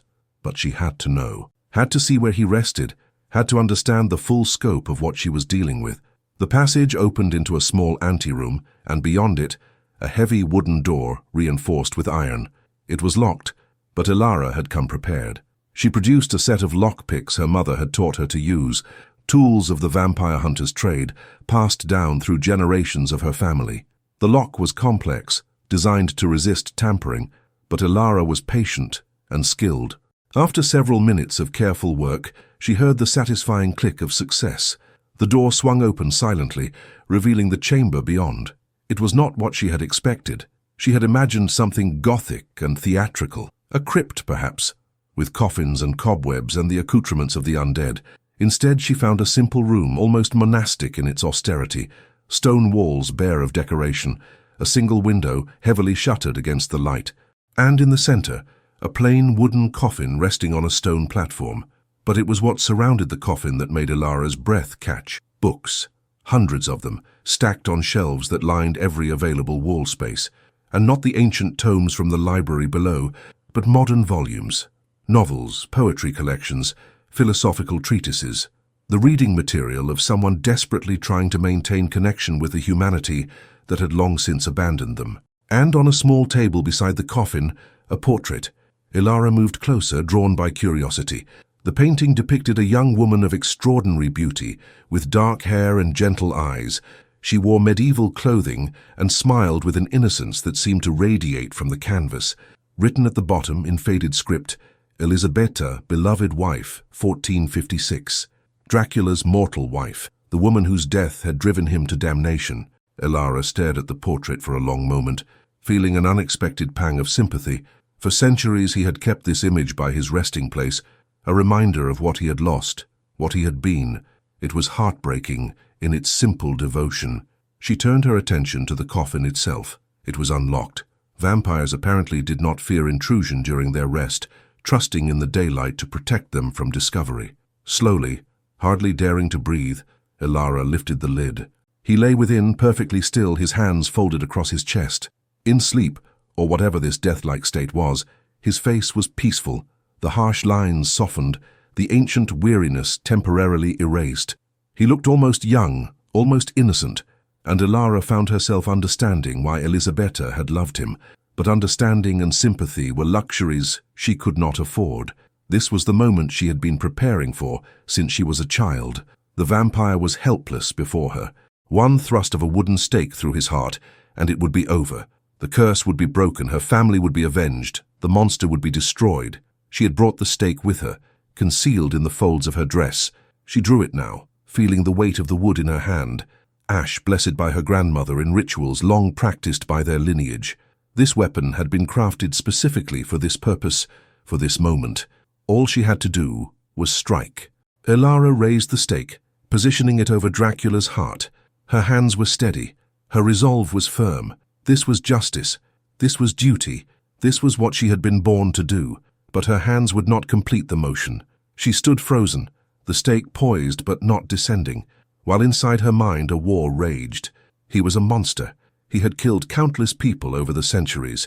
He fed on human blood. He was everything her family had sworn to destroy.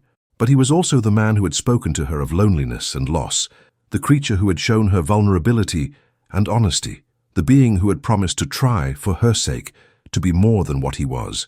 Could she kill him while he slept? Could she destroy this strange, complicated creature who had begun to matter to her in ways she did not want to examine? "I cannot," she whispered, and the stake fell from her nerveless fingers, clattering against the stone floor. The sound seemed impossibly loud in the silent chamber. Elara waited, breath held, but Dracula did not stir. Whatever state he was in during daylight hours, it was too deep for such disturbances to penetrate. She retrieved the stake with shaking hands and returned it to its hiding place. Then, moving quickly now, she replaced the coffin lid, left the chamber, and locked the door behind her. She retraced her path through the servants' passage, her mind numb with shock at her own failure. She had failed. The monster had been vulnerable before her, and she had not been able to carry out the mission that had defined her entire life. What was wrong with her? How had she become so weak, so compromised? By the time she reached her chambers, tears were streaming down her face, tears of frustration, of confusion, of a grief she could not fully name. She had betrayed her family. She had betrayed her purpose. She had proven herself unworthy of the trust her mother and grandmother had placed in her. But beneath the self-recrimination, another truth whispered in her heart. She had not been able to kill him, because doing so would have been wrong. Not in some abstract moral sense, but wrong for her, wrong for the person she was becoming, wrong in ways that went beyond duty or vengeance or ancestral obligation. She had looked at his sleeping face and seen not a monster, but a person. Someone trapped and suffering and desperately clinging to fragments of humanity. Someone who, against all odds and logic, she had come to care for. A knock at her door interrupted her spiraling thoughts. "Lady Elara," Mrs. Aldea's voice, urgent and frightened. "Please, you must come quickly. There has been an incident in the village. The master has been summoned and he asked that you accompany him." Elara wiped her eyes quickly and opened the door. "What kind of incident?" "Another attack, my lady. A young woman drained of blood and left for dead. She survived barely, and she is calling for the Count. Please, you must hurry." Elara's blood ran cold. Another vampire attack, and if the victim was calling for Dracula, it meant the situation was even more serious than a simple feeding. She found Dracula in the courtyard, already mounted on a massive black stallion. His expression was grim, his jaw set in a hard line. When he saw Elara, he extended his hand. "We must ride together. There is no time to prepare another horse. Can you ride?" "Yes." Elara took his hand and let him pull her up behind him. She wrapped her arms around his waist, feeling the unnatural coolness of his body even through his coat. They rode hard down the mountain path, the horse's hooves striking sparks from the stones. Dusk was falling, painting the sky in shades of blood and bruise. By the time they reached the village, full darkness had descended. The villagers had gathered around a small cottage on the outskirts of town. They parted fearfully as Dracula approached, their faces a mixture of terror and desperate hope. They feared him. Elara could see it in their eyes, but they also needed him, believed that only he had the power to deal with what had invaded their lives. Inside the cottage, a young woman lay on a narrow bed, her face white as death. An elderly woman, presumably her mother, sat beside her weeping. A local priest stood nearby, clutching his crucifix and praying in Latin, but it was the girl's condition that made Elara gasp. Her throat bore the unmistakable marks of a vampire's bite, but these were not the neat surgical wounds Elara had seen Dracula inflict. These were savage, ragged tears, as though the attacker had fed with no care or control. Blood stained the sheets, and the girl's breathing was shallow and labored. "My lord," the mother sobbed, falling to her knees before Dracula. "Please, you must help her.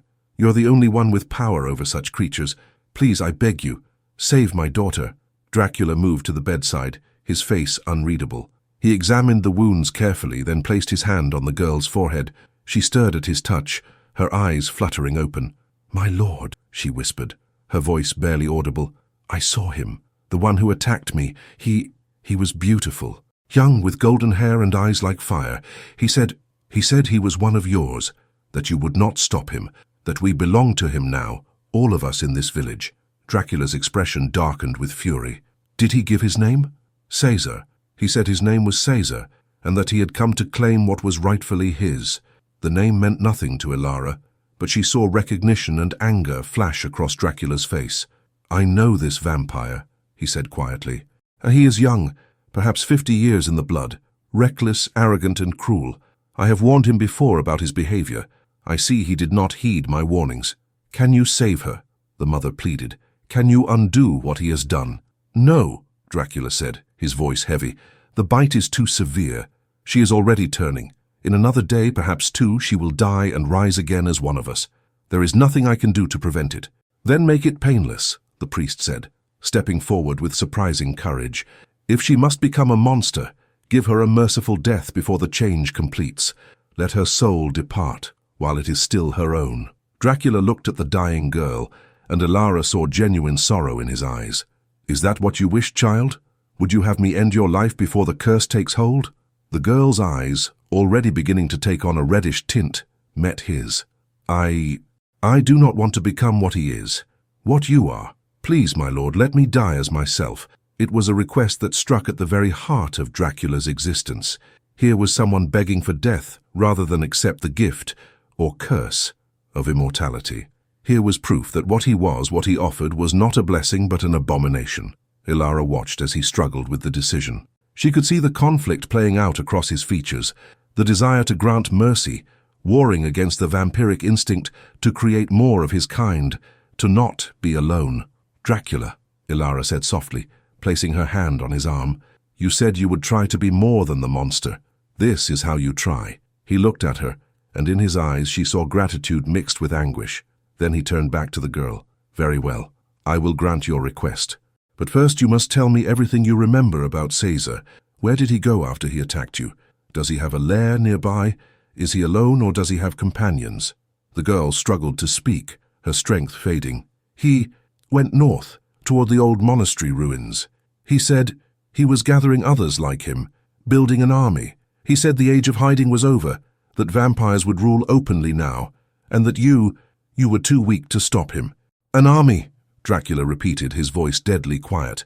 "He dares to challenge me, to create progeny without permission, and to threaten my territory." He stood, and Elara saw the predator emerge fully. Not the civilized count, not the philosophical gentleman, but the ancient warrior prince who had once defended his lands with such ferocity that his enemies fled in terror. This was Dracula, as he had been in life, as he could still be when provoked. "I will deal with Caesar," he said. "But first I keep my promise to you, child." He leaned down, and Elara realized what he was about to do.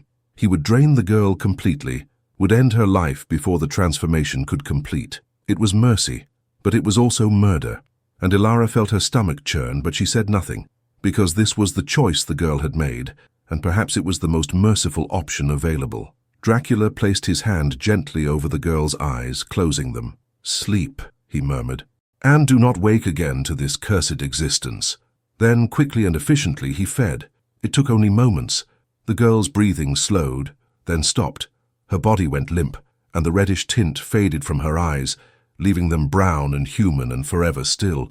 The mother's wail of grief was heartbreaking, but beneath it Elara heard relief. The priest crossed himself and began prayers for the dead, prayers that ironically were being spoken over someone killed by the very creature they invoked protection against.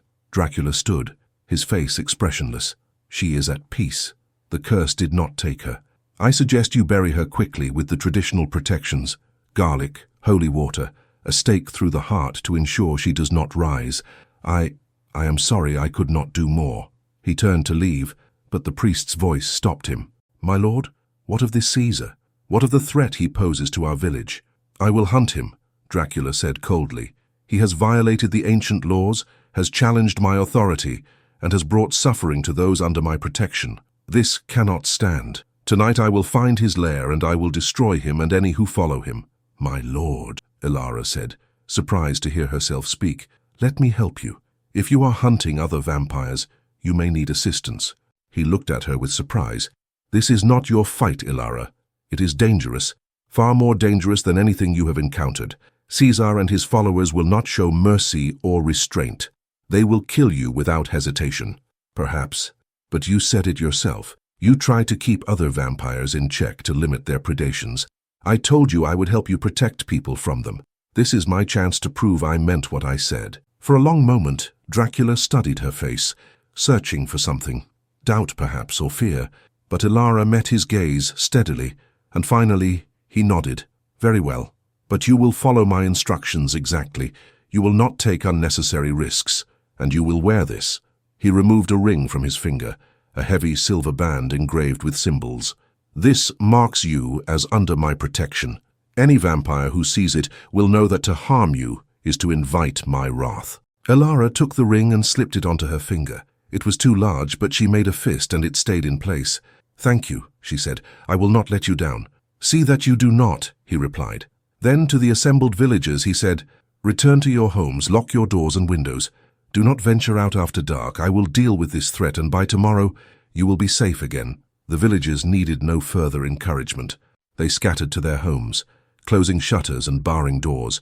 Within minutes the village was silent and dark, every building secured against the coming night. Dracula and Elara rode north, toward the old monastery ruins the dying girl had mentioned. The ruins stood on a high hill, crumbling stone walls and collapsed towers that had once housed a community of monks. Now it was abandoned, a perfect lair for creatures that shunned the light and feared the cross. They dismounted some distance away and approached on foot. Dracula moved with supernatural silence, and Elara did her best to follow his example. As they drew closer, she could hear voices, young, arrogant, laughing without care. "Wait here," Dracula whispered. "Let me assess the situation." But before he could move forward, a figure dropped from the ruined wall above, landing between them with inhuman grace. It was a young man, perhaps 20 in appearance, with golden hair and eyes that glowed red in the darkness. He smiled, revealing elongated fangs. "Lord Dracula," the vampire said mockingly, "how kind of you to visit. And you brought a pet. How domestic." "Caesar," Dracula's voice was ice. "You have violated the ancient laws. You have created progeny without permission. You have hunted recklessly and drawn attention to our kind. For these crimes, I condemn you to final death." Caesar laughed. "You condemn me? Old one, your time is past. The world has changed, but you have not. You hide in your castle, pretending to be human, feeding carefully to maintain your precious secrecy. But we, the young, the strong, the fearless, we see the truth. We are apex predators. Why should we hide?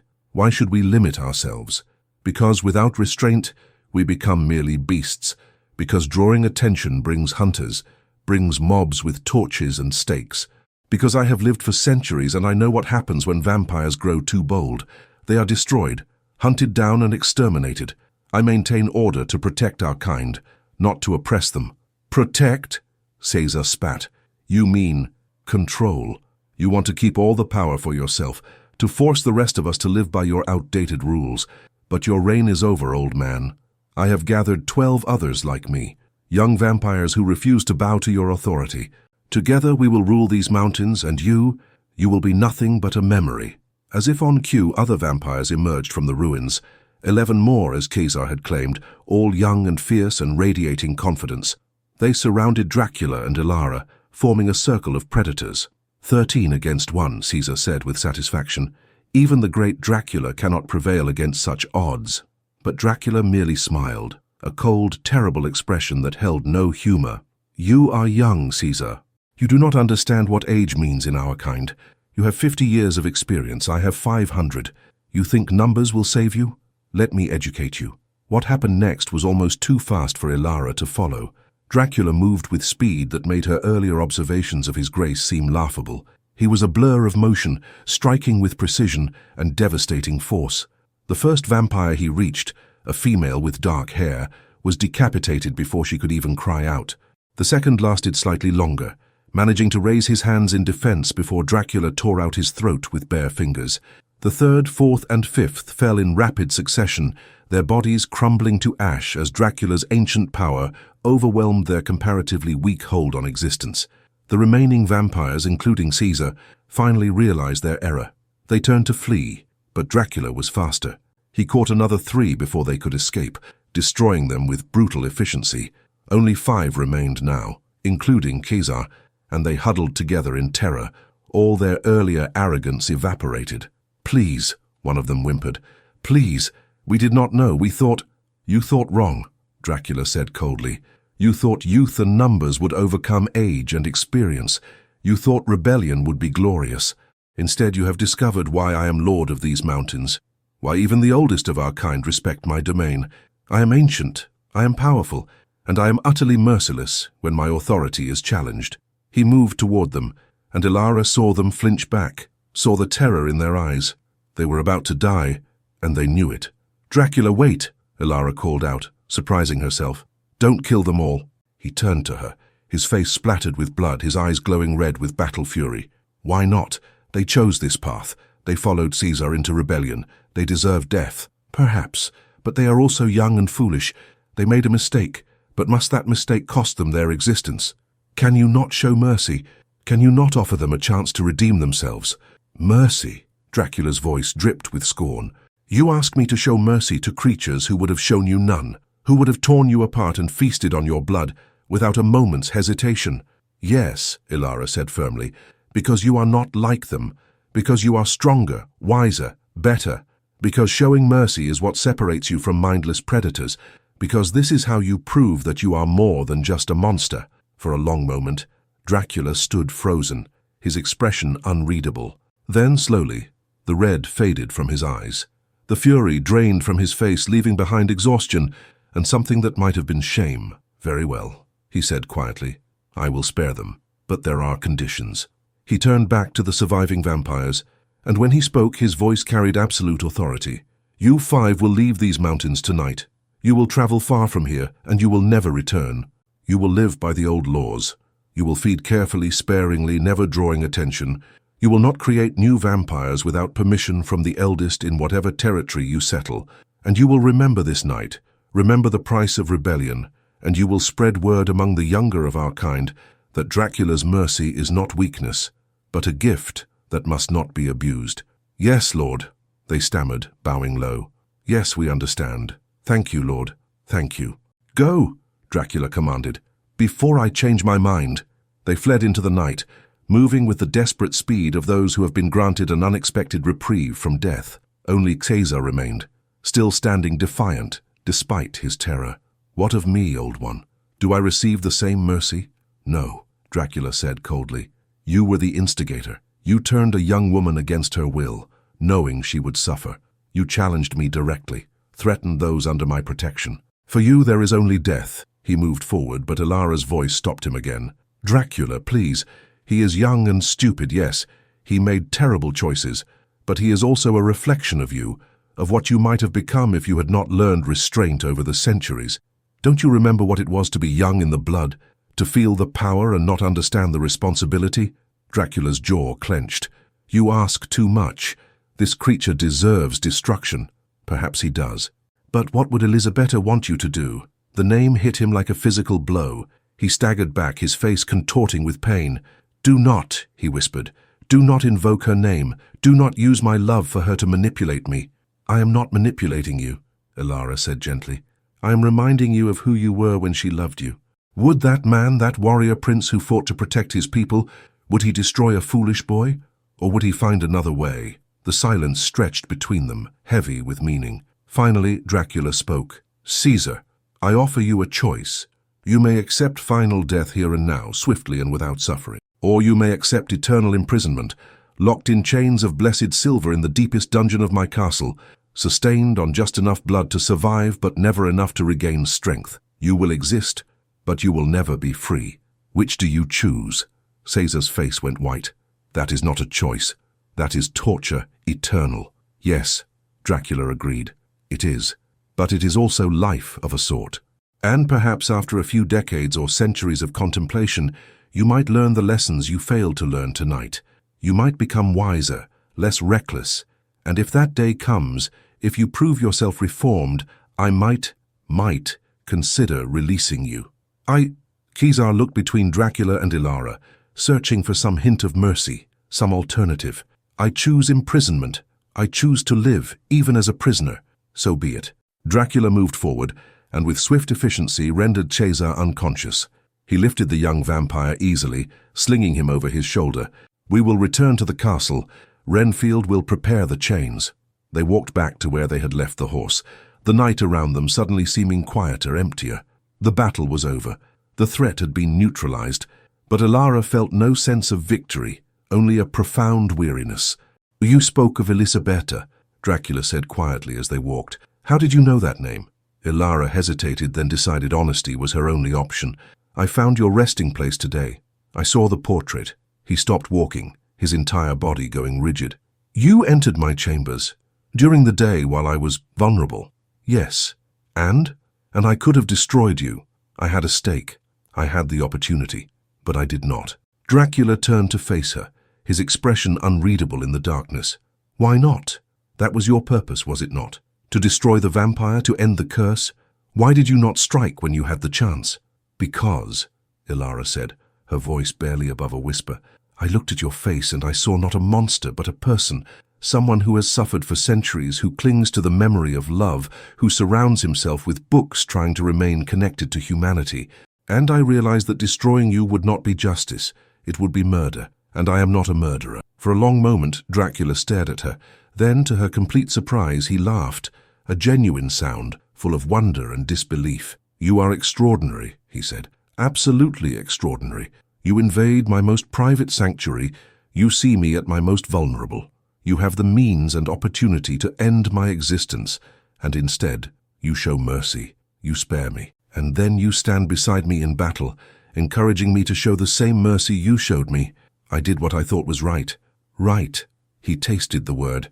I have not considered what is right in so long that I barely remember what it means. I have only considered what is necessary, what is expedient, what serves my survival.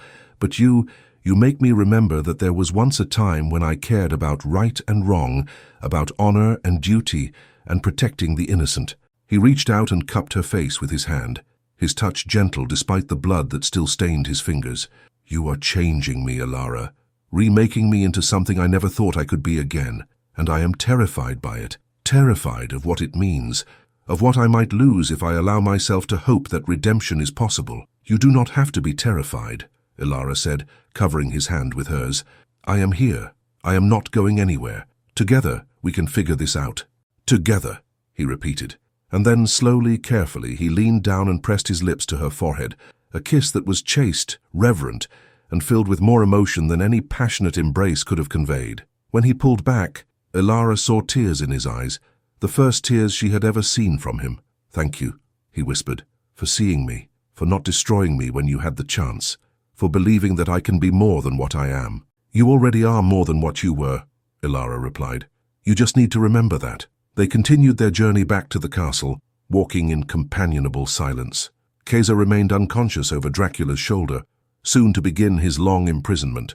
The danger had passed, the village was safe, but more importantly, something fundamental had shifted between Elara and Dracula. They were no longer hunter and prey, captor and captive, monster and victim. They were something else now, partners perhaps, or allies, maybe even friends. And beneath that, unspoken but undeniable, was the current of something deeper, something neither of them was quite ready to name or acknowledge, but something that grew stronger with each passing moment. As they climbed the mountain path toward the castle, the first light of dawn began to creep over the horizon. Dracula quickened his pace. He had only minutes before the sun would force him into his death-like rest. Go, Elara urged. I will see to the horse. You must reach shelter. Thank you, he said, then paused. Elara, tonight changed everything. You know that, do you not? I know, she replied softly. He nodded, then disappeared into the castle with supernatural speed, racing against the coming light. Elara stood alone in the courtyard as dawn broke over the mountains, painting the sky in shades of gold and rose. She was exhausted, blood-spattered, and emotionally wrung out. She was also, for the first time since arriving at Castle Dracula, genuinely happy. She had not killed the monster. She had not completed her mission. She had, in fact, done the opposite. She had saved him, helped him, encouraged him to be better. And in doing so, she had discovered something unexpected. Redemption was not a destination, but a journey. And sometimes the most important journey was the one two unlikely companions took together, walking side by side through darkness toward a dawn neither had thought possible.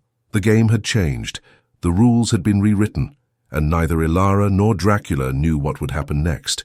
But for the first time in centuries, both of them were willing to find out. Winter descended upon the Carpathian Mountains with brutal finality. Snow blanketed the peaks and valleys, transforming the landscape into a realm of white silence. Castle Dracula stood isolated in this frozen world, its dark towers stark against the endless snow, smoke rising from its chimneys, like prayers ascending to an indifferent heaven. 2 months had passed since the night Elara and Dracula had hunted Caesar together. 2 months during which the delicate understanding between them had deepened into something neither could deny, though neither dared to name. They spent their evenings in the library now, reading by firelight while snow fell beyond the windows. Sometimes they talked for hours, their conversations ranging from philosophy to poetry, from history to dreams of impossible futures.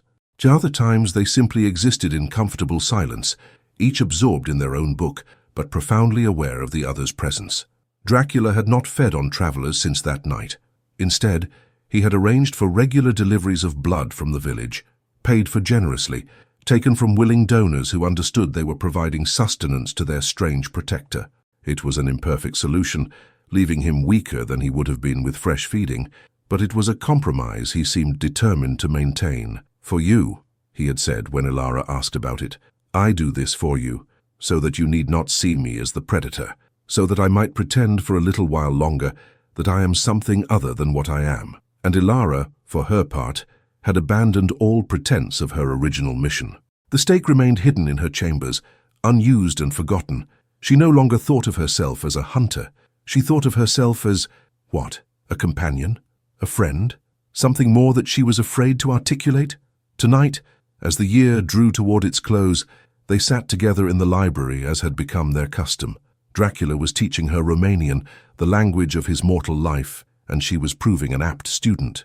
"Iubirea este blestemul și binecuvântarea eternității," he said, his voice soft in the firelit room.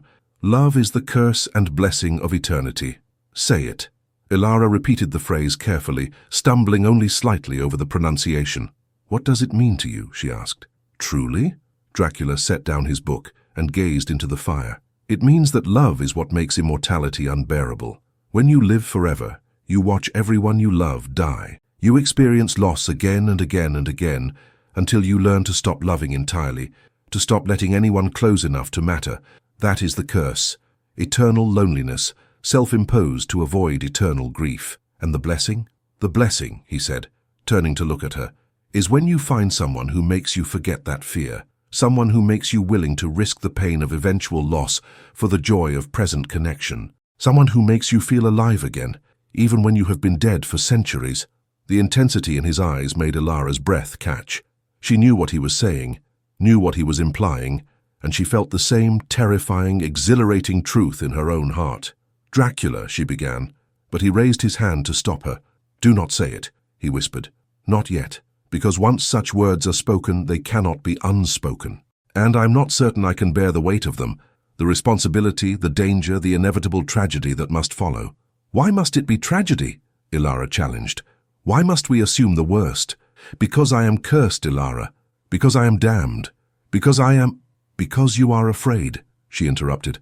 "Not of death, not of eternal damnation, but of living, of letting yourself feel something real, of admitting that perhaps despite everything, despite centuries of loneliness and darkness, you might deserve something good." "I do not deserve you," Dracula said hoarsely. "I do not deserve this, whatever this is between us. I am a monster who has killed countless innocents. I have done terrible things, unforgivable things. How can you look at me and see anything but the blood on my hands?" Because I also see the man who spared 5 young vampires when he could have destroyed them. The man who granted mercy to a dying girl. The man who changed his feeding habits to spare my feelings. The man who reads poetry by firelight and keeps his dead wife's portrait by his bed because he cannot forget what it meant to love. I see all of you, Dracula, the monster and the man, and I choose to believe the man is stronger. Then you are a fool, he said, but there was no heat in the words, only sorrow and desperate longing. Perhaps, but if so, I am a fool who loves you. The words hung in the air between them, irrevocable and transformative. Elara had said it, had given voice to the truth she had been carrying in her heart for weeks, and now there was no taking it back, no pretending, no safe retreat into ambiguity. Dracula stood abruptly, turning away from her, his hands clenched into fists at his sides, and when he spoke, his voice shook with emotion. You cannot love me. It is impossible. It is madness.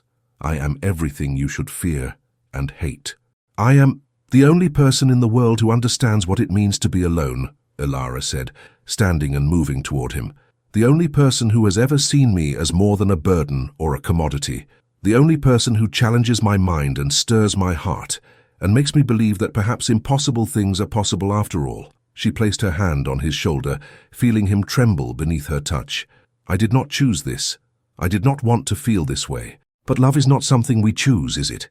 It is something that chooses us, that overcomes our defenses and our fears, and our very good reasons for keeping our hearts locked away. And it has chosen me. It has chosen us. Dracula turned to face her, and in his eyes she saw 5 centuries of loneliness breaking apart, crumbling like ancient walls under siege. If I allow myself to love you, he whispered, if I admit what I feel, I will be vulnerable in ways I have not been since I was mortal. I will give you the power to destroy me more completely than any stake or sunlight ever could. Do you understand what you are asking of me? I understand, Elara said softly, and I offer you the same vulnerability. I am mortal, Dracula. I will age and die while you remain unchanged. Loving you means accepting that I will leave you someday, that I will add to your centuries of loss rather than diminish them. Do you understand what you are asking of me? For a long moment, they stood facing each other, 2 beings separated by the chasm of mortality and immortality, of damnation and grace, of darkness and light. 2 beings who, despite all logic and reason, had found in each other something precious and rare and worth the terrible risks. I love you, Dracula said, and the words seemed torn from the depths of his soul. God help me, God forgive me, I love you, Elara. I have tried to resist it, have tried to maintain distance and propriety and all the careful walls I have built over centuries, but you have demolished them all. You have shown me that beneath the monster there is still something capable of feeling, of caring, of hoping, and I am terrified and exhilarated and more alive than I have been in 500 years. Elara reached up and cupped his face in her hands, feeling the coolness of his skin, seeing the vulnerability in his ancient eyes. Then let us be terrified together. Let us face whatever comes, not as hunter and prey, not as mortal and immortal, but as 2 people who have found something worth fighting for. He leaned down slowly, giving her every opportunity to pull away, but Elara did not pull away. Instead, she rose on her toes to meet him, and their lips met in a kiss that was gentle and desperate, and filled with all the emotion they had been holding back for months. It was not like the kisses of legend, no cold embrace of death, no draining of life force. It was simply 2 people connected in a moment of perfect understanding, declaring without words that they chose each other, despite the impossibility, despite the danger, despite the certain knowledge that their love was doomed before it even began. When they finally drew apart, both were trembling. Dracula rested his forehead against hers, his arms wrapped around her as though he feared she might vanish if he let go. What do we do now? He whispered. How do we navigate this impossible thing? We take it one night at a time, Elara replied. We love each other as best we can, for as long as we can, and we trust that somehow, despite everything, we will find a way. I want to believe that. I want to believe that love can overcome curses and damnation and the vast gulf between mortal and immortal. But I have lived too long, seen too much, to believe in fairy tale endings. Then believe in this moment, Elara said. Just this moment. Let tomorrow take care of itself. They stood together in the firelit library, holding each other as snow fell beyond the windows, and the year drew toward its close. And for that moment at least, They were not monster and mortal, not damned and blessed, not cursed and free. They were simply two souls who had found each other in the darkness and refused to let go. But outside the castle walls, in the frozen night, something stirred. A figure approached through the snow, a man wrapped in a heavy cloak, his face hidden beneath a wide-brimmed hat. He moved with purpose, following a path he knew well, approaching the gates of Castle Dracula as someone who had been there before. At the gates he paused and looked up at the towering walls. His lips moved in a prayer or a curse, and then he pulled a silver cross from beneath his cloak, holding it before him like a talisman. This was Father Vasile, once a simple village priest, now something far more dangerous, a vampire hunter trained by the ancient order that had tracked creatures of darkness since the Crusades. And he had come to Castle Dracula with a single purpose: to destroy the monster that dwelt within. He had tracked the vampire lord for 3 years, following whispers and rumors, documenting attacks and disappearances. He had learned the ancient rituals, had blessed his weapons, had prepared himself for this confrontation, and he had learned something else, something that made his mission even more urgent. The Count had taken a bride, an innocent woman, presumably held captive, forced into unholy matrimony with a creature of hell. Father Vasile had come not just to destroy the vampire, but to rescue the poor soul trapped in his clutches. He did not know that the woman he sought to save had already made her choice. He did not know that she loved the monster, that she had looked into the face of darkness and found humanity there. He did not know that his mission of mercy would bring only tragedy, but he would learn. They all would learn, because the night was not yet over, and the true test was still to come. Inside the castle, in Dracula's chambers, Elara lay in his arms. They had not made love. He had been too afraid of losing control, too terrified of harming her, but they had held each other through the long hours of darkness, talking and touching, and simply being together. "I have something for you," Dracula said, as the first hint of dawn began to lighten the sky. He reached into a drawer beside his bed and withdrew a small box. "I have been waiting for the right moment to give this to you. I believe that moment is now." Elara opened the box and gasped. Inside was a ring, an exquisite piece of jewelry from another era, with a large ruby set in gold filigree. It was clearly ancient, clearly precious, and clearly significant. "It was Elisabetta's," Dracula said softly, "my wife's wedding ring. I have kept it all these centuries, unable to part with it, unable to imagine giving it to another. But now," he took the ring and slipped it onto Elara's finger. "Now I want you to have it, not as a replacement for her. No one could replace her, but as a symbol of my commitment to you, of my desire to build something new while honoring what was." Elara looked at the ring, tears streaming down her face. "Are you certain? This is your most precious possession." "No," Dracula corrected gently. "You are my most precious possession. The ring is merely metal and stone. You are real, alive, here with me now, and I want you to have this, to know that I am yours completely, for whatever time we have together." "I will treasure it always," Elara whispered. "I will treasure you always." As dawn broke fully, Dracula grew drowsy. The death-like sleep was approaching, pulling him down into the darkness that claimed him every day. "I must rest," he murmured. "But when I wake, we will talk more. We will plan our future, however uncertain it might be." "I will be here," Elara promised. "I will always be here." She watched as he slipped into his coffin, his face peaceful, the weight of centuries temporarily lifted. She kissed his forehead gently, then closed the lid and retired to her own chambers. She slept deeply, dreamlessly, exhausted by the emotional intensity of the night. She did not hear the commotion in the courtyard below. She did not hear Mrs. Aldea's cries of alarm. She did not hear the heavy footsteps ascending the stairs. She woke to find Father Vasile standing over her bed, his cross held high, his face set in lines of righteous determination. "Fear not, child," he said. "I have come to rescue you from the demon's clutches. You are safe now." Elara sat up, her heart pounding. "What? No, you do not understand." "I understand perfectly," Father Vasile interrupted. "You have been held captive by the vampire Dracula, forced into unholy matrimony, subjected to God knows what horrors. But your ordeal is over. I will destroy the creature and you will be free." "No!" Elara leaped from the bed, placing herself between the priest and the door. "You cannot. He is not what you think. He is a monster," Father Vasile said firmly. "A demon in human form." Do not let his appearance deceive you, child. Do not let whatever powers he has used to ensorcel you cloud your judgment. He is evil incarnate, and he must be destroyed. He is the man I love, Elara said desperately. Please, you have to listen to me. He has changed. He is trying to be better. He feeds without killing now. He protects the villages. He has shown mercy and compassion. You cannot destroy him. Father Vasile's face softened with pity. Oh, child, he has corrupted you more deeply than I feared. This is not love. It is a dark enchantment, a perversion of true feeling. But do not worry. Once he is destroyed, the spell will break, and you will see clearly again. There is no spell, Elara cried. My feelings are my own, my choice is my own, and I will not let you harm him. I am sorry, Father Vasile said, and he did sound genuinely sorry. But I must do what is right, even if you cannot see it now. He moved toward the door, and Elara knew with terrible certainty what he intended. He knew where Dracula's chambers were. Someone must have told him, perhaps a servant who did not understand, perhaps Mrs. Oldia under duress. He would go to the West Tower, would enter the room where Dracula lay helpless in his death-like sleep, and would drive a stake through his heart before he could wake or defend himself. Please, Elara begged, falling to her knees, please, I am begging you. Do not do this. Give me a chance to prove to you that he has changed. Give him a chance to show you that he is more than a monster.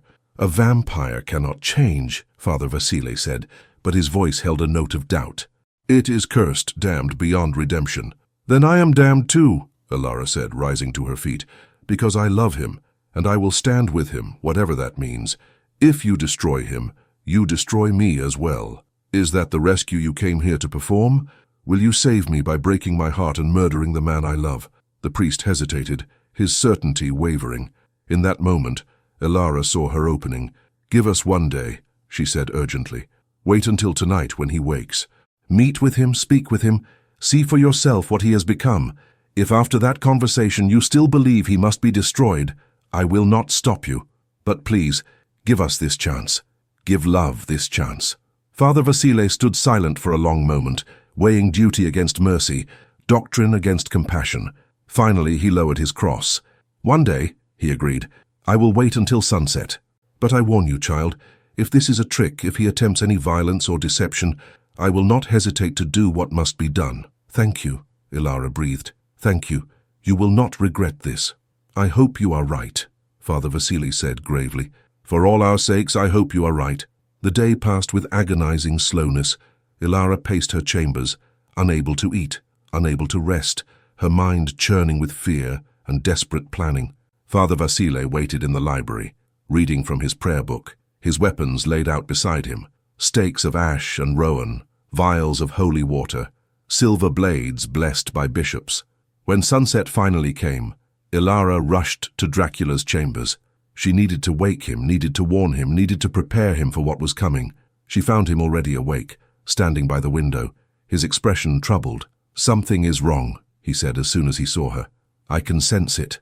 There is a presence in the castle, something holy and hostile. A vampire hunter, Elara said quickly. Father Vasile, he came to destroy you, but I convinced him to wait, to speak with you first. Dracula, this is your chance to prove that you have changed, that you are more than the monster he believes you to be. Dracula's face darkened. A hunter, here, in my castle. I should kill him for his audacity. No, Elara grabbed his arm. That is exactly what he expects. That is what will prove him right. You have to be better than that. You have to show him mercy, show him reason, show him that you are capable of being more than your nature. And if he refuses to see, if he attempts to destroy me regardless, then we will deal with that together. But we have to try, Dracula. We have to give peace a chance before we resign ourselves to violence. He looked at her for a long moment, then sighed. Very well. I will meet with this hunter. I will attempt reason and civility. But I make no promises, Elara. If he threatens you or me, I will defend us. That is not negotiable. I would not ask you to stand defenseless, Elara said. Just give him a chance. Please. They descended to the library together, hand in hand. Father Vasile stood as they entered, his cross held before him, his face set in grim determination. But Elara noticed that his hands trembled slightly. He was afraid, despite his brave front. Father Vasile, Dracula said, his voice calm and courteous, I am told you wish to speak with me. Very well, I am here. Speak. I came here to destroy you, Father Vasile said bluntly. I have tracked you for 3 years, documented your crimes, prepared myself for this confrontation. But Lady Elara has asked me to hear you first, to consider the possibility that you might be something other than pure evil. So I am listening, demon. Convince me, if you can, that you deserve to exist. I cannot convince you that I deserve to exist, Dracula replied. I have committed too many sins, taken too many lives. I am, as you say, damned, but I can tell you that I am trying to change, to be better than what I have been. I feed without killing now. I protect the villages under my watch. I have shown mercy to those who challenged me. I am not asking for redemption. I know that is beyond my reach. But I am asking for the chance to continue trying to be less of a monster, more of something else. Why? Father Vasile demanded. Why now? After centuries of evil, what has changed? She changed me, Dracula said simply, gesturing to Elara. She looked at me without fear, spoke to me without hatred, saw in me the remnants of the man I was before the curse. She made me remember what it was to be human, to care about something beyond my own survival. She made me want to be worthy of her love, even knowing I never truly can be. Love, Father Vasile scoffed. A vampire cannot love. It is incapable of true emotion, of genuine connection. What you feel is merely hunger wearing a different mask. Is it? Dracula's voice rose with passion. Is it hunger that makes me read poetry by firelight, trying to understand what it means to be human? Is it hunger that makes me change my feeding habits, weakening myself to spare her sensibilities? Is it hunger that makes me lie awake while she sleeps, marveling that someone so pure and good could see something redeemable in me? No, Father. What I feel is real, and it is terrifying precisely because it is real, because it makes me vulnerable in ways I have not been in centuries. Father Vasile looked between Dracula and Elara, his certainty visibly crumbling. Lady Elara, he said, tell me truly, are you here of your own free will? Do you love this creature by choice, not by enchantment? I love him by choice, Elara said firmly. He has never forced me, never enchanted me, never harmed me. I came here expecting a monster, and I found a person, complex, flawed, struggling to be better than his nature. I love him because he is worth loving, because beneath the darkness there is still light, and I will stand by him whatever comes. The priest sat down heavily, his cross lowering. This is not what I expected. I came here prepared for battle, prepared to perform an exorcism, prepared to face a demon. But what I find instead is, what? A vampire who reads poetry? A woman who loves her captor? This makes no sense. It contradicts everything I have been taught. Perhaps, Dracula said quietly, what you have been taught is incomplete. Perhaps vampires, like humans, are capable of change, of growth, of redemption. Perhaps we are not fixed in our natures, but capable of choosing who we become. Is that not the central message of your faith, Father? That redemption is always possible, that no one is beyond God's grace. You are a demon, Father Vasile protested weakly. You are cursed, cut off from God's grace. Am I? Dracula moved to the window, looking out over the snow-covered mountains. I wonder sometimes, if I am truly beyond redemption, why do I still feel guilt? Why do I still mourn for my victims? Why does the sight of a cross still pain me? Not because it burns my flesh, but because it reminds me of what I have lost. Perhaps the curse is not absolute. Perhaps there is still something in me that God has not entirely abandoned. This is heresy, Father Vasile said, but without conviction. Or it is hope, Elara interjected. The hope that love can overcome darkness, that change is possible, that even the damned might find a path back to grace. Is that not worth exploring, Father? Is that not worth allowing to continue? Father Vasile buried his face in his hands. I do not know what to do. My duty is clear. Destroy the vampire, rescue the innocent. But nothing here is as it should be. The vampire speaks of love and redemption. The innocent refuses to be rescued. And I find myself doubting everything I thought I knew. Then do not act in certainty, Dracula said. Act in doubt. Give us time. Observe us. See if our claims are true, or if they are merely clever lies. You have waited 3 years to destroy me. Surely you can wait a bit longer to be certain you are doing the right thing. The priest looked up, and Elara saw tears in his eyes. Very well, he said hoarsely. I will wait. I will watch. But know this, if I see any sign that you are deceiving me, if you harm any innocent, if you prove to be the monster I expected, I will not hesitate. I will fulfill my duty. and I will send you to whatever judgment awaits." "That is all I ask," Dracula said. "The chance to prove that I am trying to be better. Nothing more." Father Vasile stood and gathered his weapons. "I will take quarters in the village for now. I will observe from a distance. We will speak again soon." He departed, leaving Elara and Dracula alone in the library. For a long moment neither spoke. Then Dracula pulled Elara into his arms, holding her with desperate intensity. "That was too close," he whispered. "If you had not convinced him to wait, if he had destroyed me in my sleep." "But he did not," Elara said, "and now we have a chance to show him, to show the world, that change is possible, that love can redeem even the damned." "Can it?" Dracula's voice was full of doubt. "Or are we merely delaying the inevitable? Sooner or later, Father Vasile will see me for what I truly am. Sooner or later, my nature will reassert itself, and then what? Then he destroys me, and you are left alone, your heart broken, your faith shattered.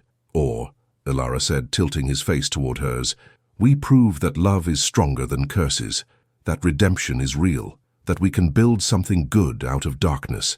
But we cannot do it by doubting ourselves. We have to believe, Dracula.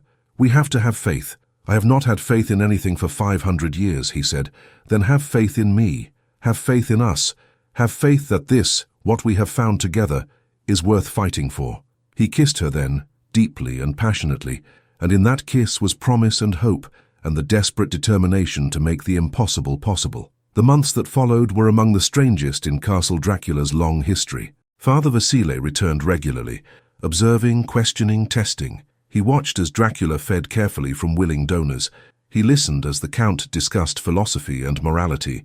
He witnessed the genuine love between Dracula and Elara, and slowly, reluctantly, his certainty eroded. He saw a vampire who read scripture, who debated theology, who showed mercy and compassion. He saw a woman who was clearly not enchanted, who loved freely and completely. He saw something that should not exist according to his training, a vampire with a conscience, striving to be better. Winter gave way to spring. Snow melted from the mountains, revealing green valleys and wildflowers, and in the castle, something equally impossible bloomed: hope. On a warm evening in May, Father Vasile came to the castle for what he said would be his final visit. He found Dracula and Elara in the conservatory, tending to plants that Elara had insisted on reviving. "I came to tell you," the priest said, "that I am leaving, returning to my monastery. I will report that the vampire Dracula has been destroyed, that the threat has been neutralized." Dracula looked up sharply. "You will lie to your superiors?" "I will tell them what they need to hear," Father Vasile corrected, "because the truth that a vampire can change, can love, can strive for redemption is too dangerous. It would upset everything we believe, everything we have fought for. Better to let them think you are destroyed than to reveal that their certainty is unfounded." "You risk much for us," Elara said. "I risk my soul, perhaps," Father Vasile admitted, "but I have seen something here that I cannot deny. Love that should not exist, but does. Redemption that should be impossible, but might not be.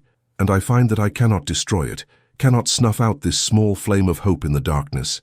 He extended his hand to Dracula. "I will pray for you. I will pray that what you are attempting is real, that it endures, that it leads to true redemption, and I will hope that when we meet again, in this life or the next, I will find that my faith in you was justified."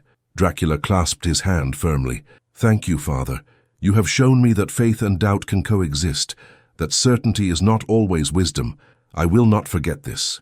Father Vasile departed, and Elara and Dracula stood together in the conservatory, surrounded by growing things, by life reclaiming what had been dead. "We did it," Elara whispered.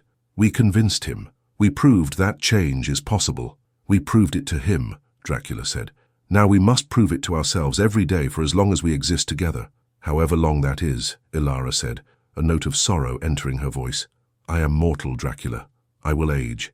I will die, and you will go on." "I know," he said quietly, "and that knowledge is agony.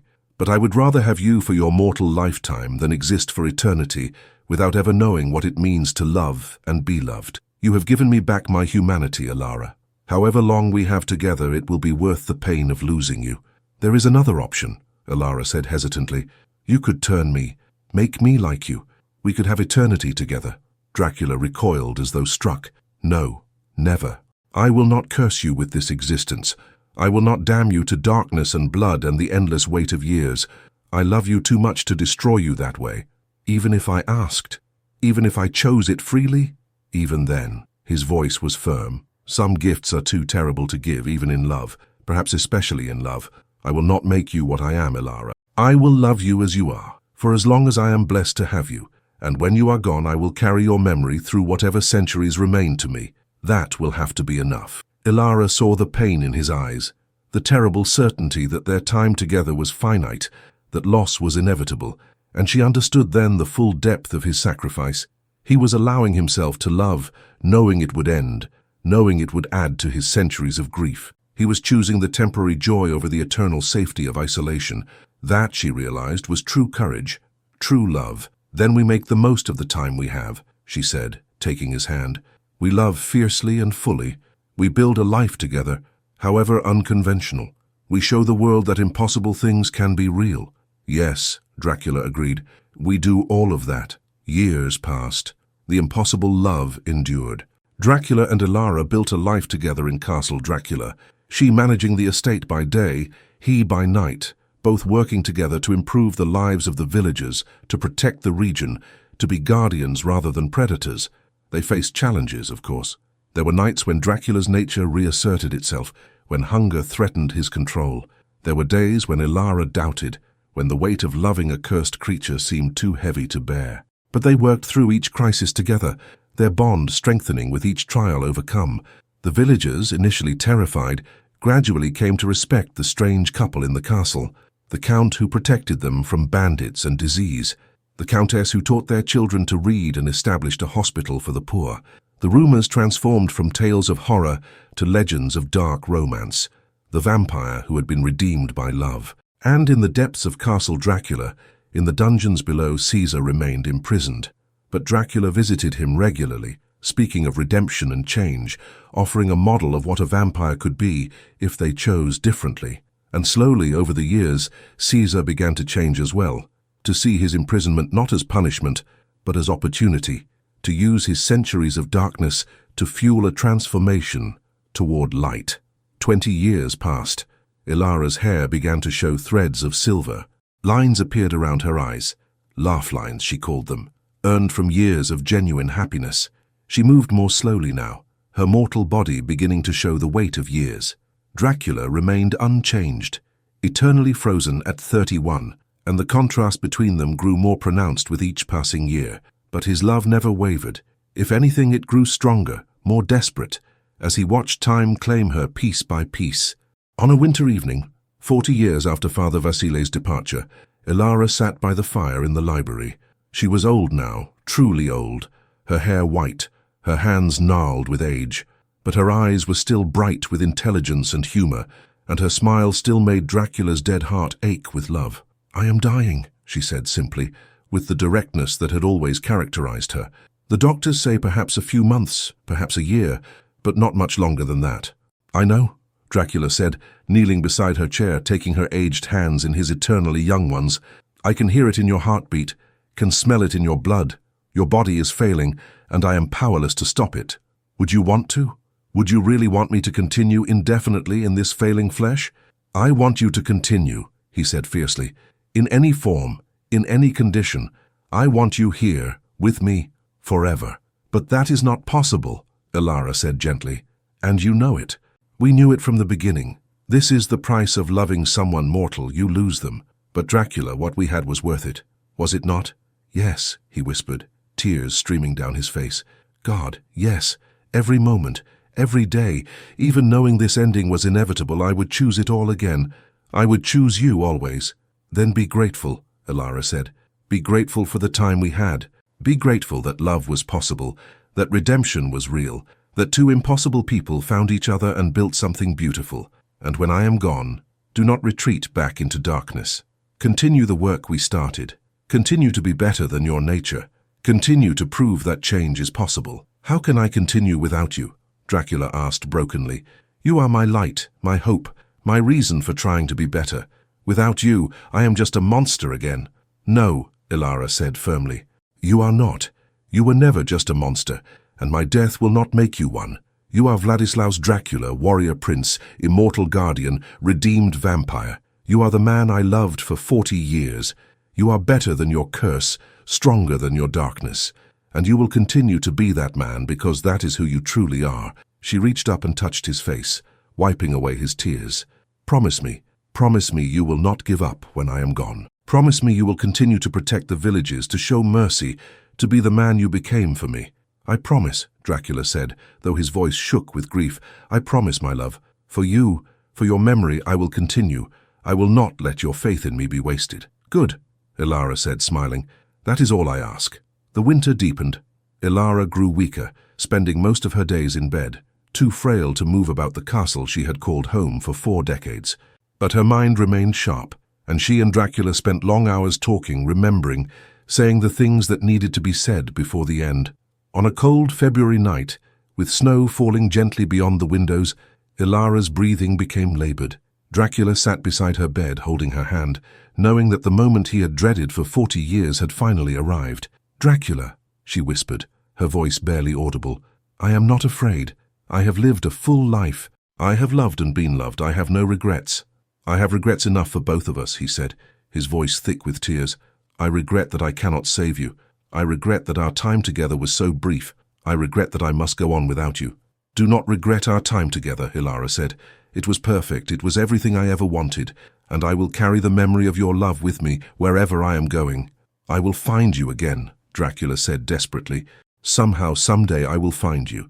In this life or the next, I will find you." "Perhaps you will," Elara said, smiling. "And if you do, I hope I will recognize you. I hope I will remember this love that transformed us both." Her breathing slowed, her grip on his hand loosened, and as dawn broke over the mountains, painting the snow in shades of rose and gold, Elara closed her eyes for the last time. "I love you," Dracula whispered to her still form. "I will always love you. And I will keep my promise. I will continue to be the man you believed I could be." He held her long after her heart had stopped beating, long after her body had grown cold, unable to let go, unable to accept that she was truly gone. But finally, as the sun rose high and the day claimed his strength, he laid her gently down and prepared her body for burial. They buried Elara in the castle's small cemetery, beside the grave of Elisabetta. 2 women, separated by centuries, united by their love for the same impossible man. Dracula stood between their graves as the villagers paid their respects, tears streaming down his face, grief threatening to overwhelm him. But he did not break. He did not retreat into darkness. He did not surrender to the monster within. Instead, he honored his promise. He continued to protect the villages. He continued to show mercy. He continued to strive for redemption, not for himself now, but for her, for the woman who had believed in him when no one else did, who had loved him despite everything, who had shown him that change was possible. Years passed, decades, a century. The world transformed around him. Electricity replaced candles, automobiles replaced carriages. The age of reason gave way to the age of technology. But Dracula remained unchanged and unchanging, a guardian in the darkness, a vampire who had learned to love. And sometimes, on quiet nights when the moon was full, he would stand in the library where they had spent so many evenings together, and he would swear he could feel her presence, not as a ghost, not as a haunting, but as a memory so vivid and so precious that it seemed almost real. "I kept my promise," he would whisper to the empty room. "I am still trying, still striving to be the man you believed I could be. And I will continue for as long as I exist, because that is what love demands, not grand gestures or dramatic sacrifices, but the simple, daily choice to be better than you were yesterday." And somewhere, in whatever realm souls go when they leave this world, Elara smiled, because she knew that love had won, that redemption was real, that even the damned could find grace. Their story became legend, the vampire and the woman who loved him, who transformed each other, who proved that impossible things could be true. And though their time together was brief by immortal standards, it was enough. It was everything. Because love, in the end, is not measured in years or centuries. It is measured in moments of connection, in acts of courage, in the choice to see the best in someone, even when the worst is so much easier to find. Dracula had been cursed with immortality, condemned to walk through centuries alone and unchanged. But Elara had given him something far more precious. She had given him a reason to continue, a purpose beyond mere survival, a hope that redemption might be possible even for the damned. And that, perhaps, is the greatest love story of all. Not the one that ends happily ever after, but the one that transforms both people, that makes them better, that leaves the world a little brighter for their having loved. The Count and the Countess of Castle Dracula, the monster and the maiden, the damned and the blessed, two impossible people who found each other in the darkness and built something beautiful. And though death separated them, love endured, always.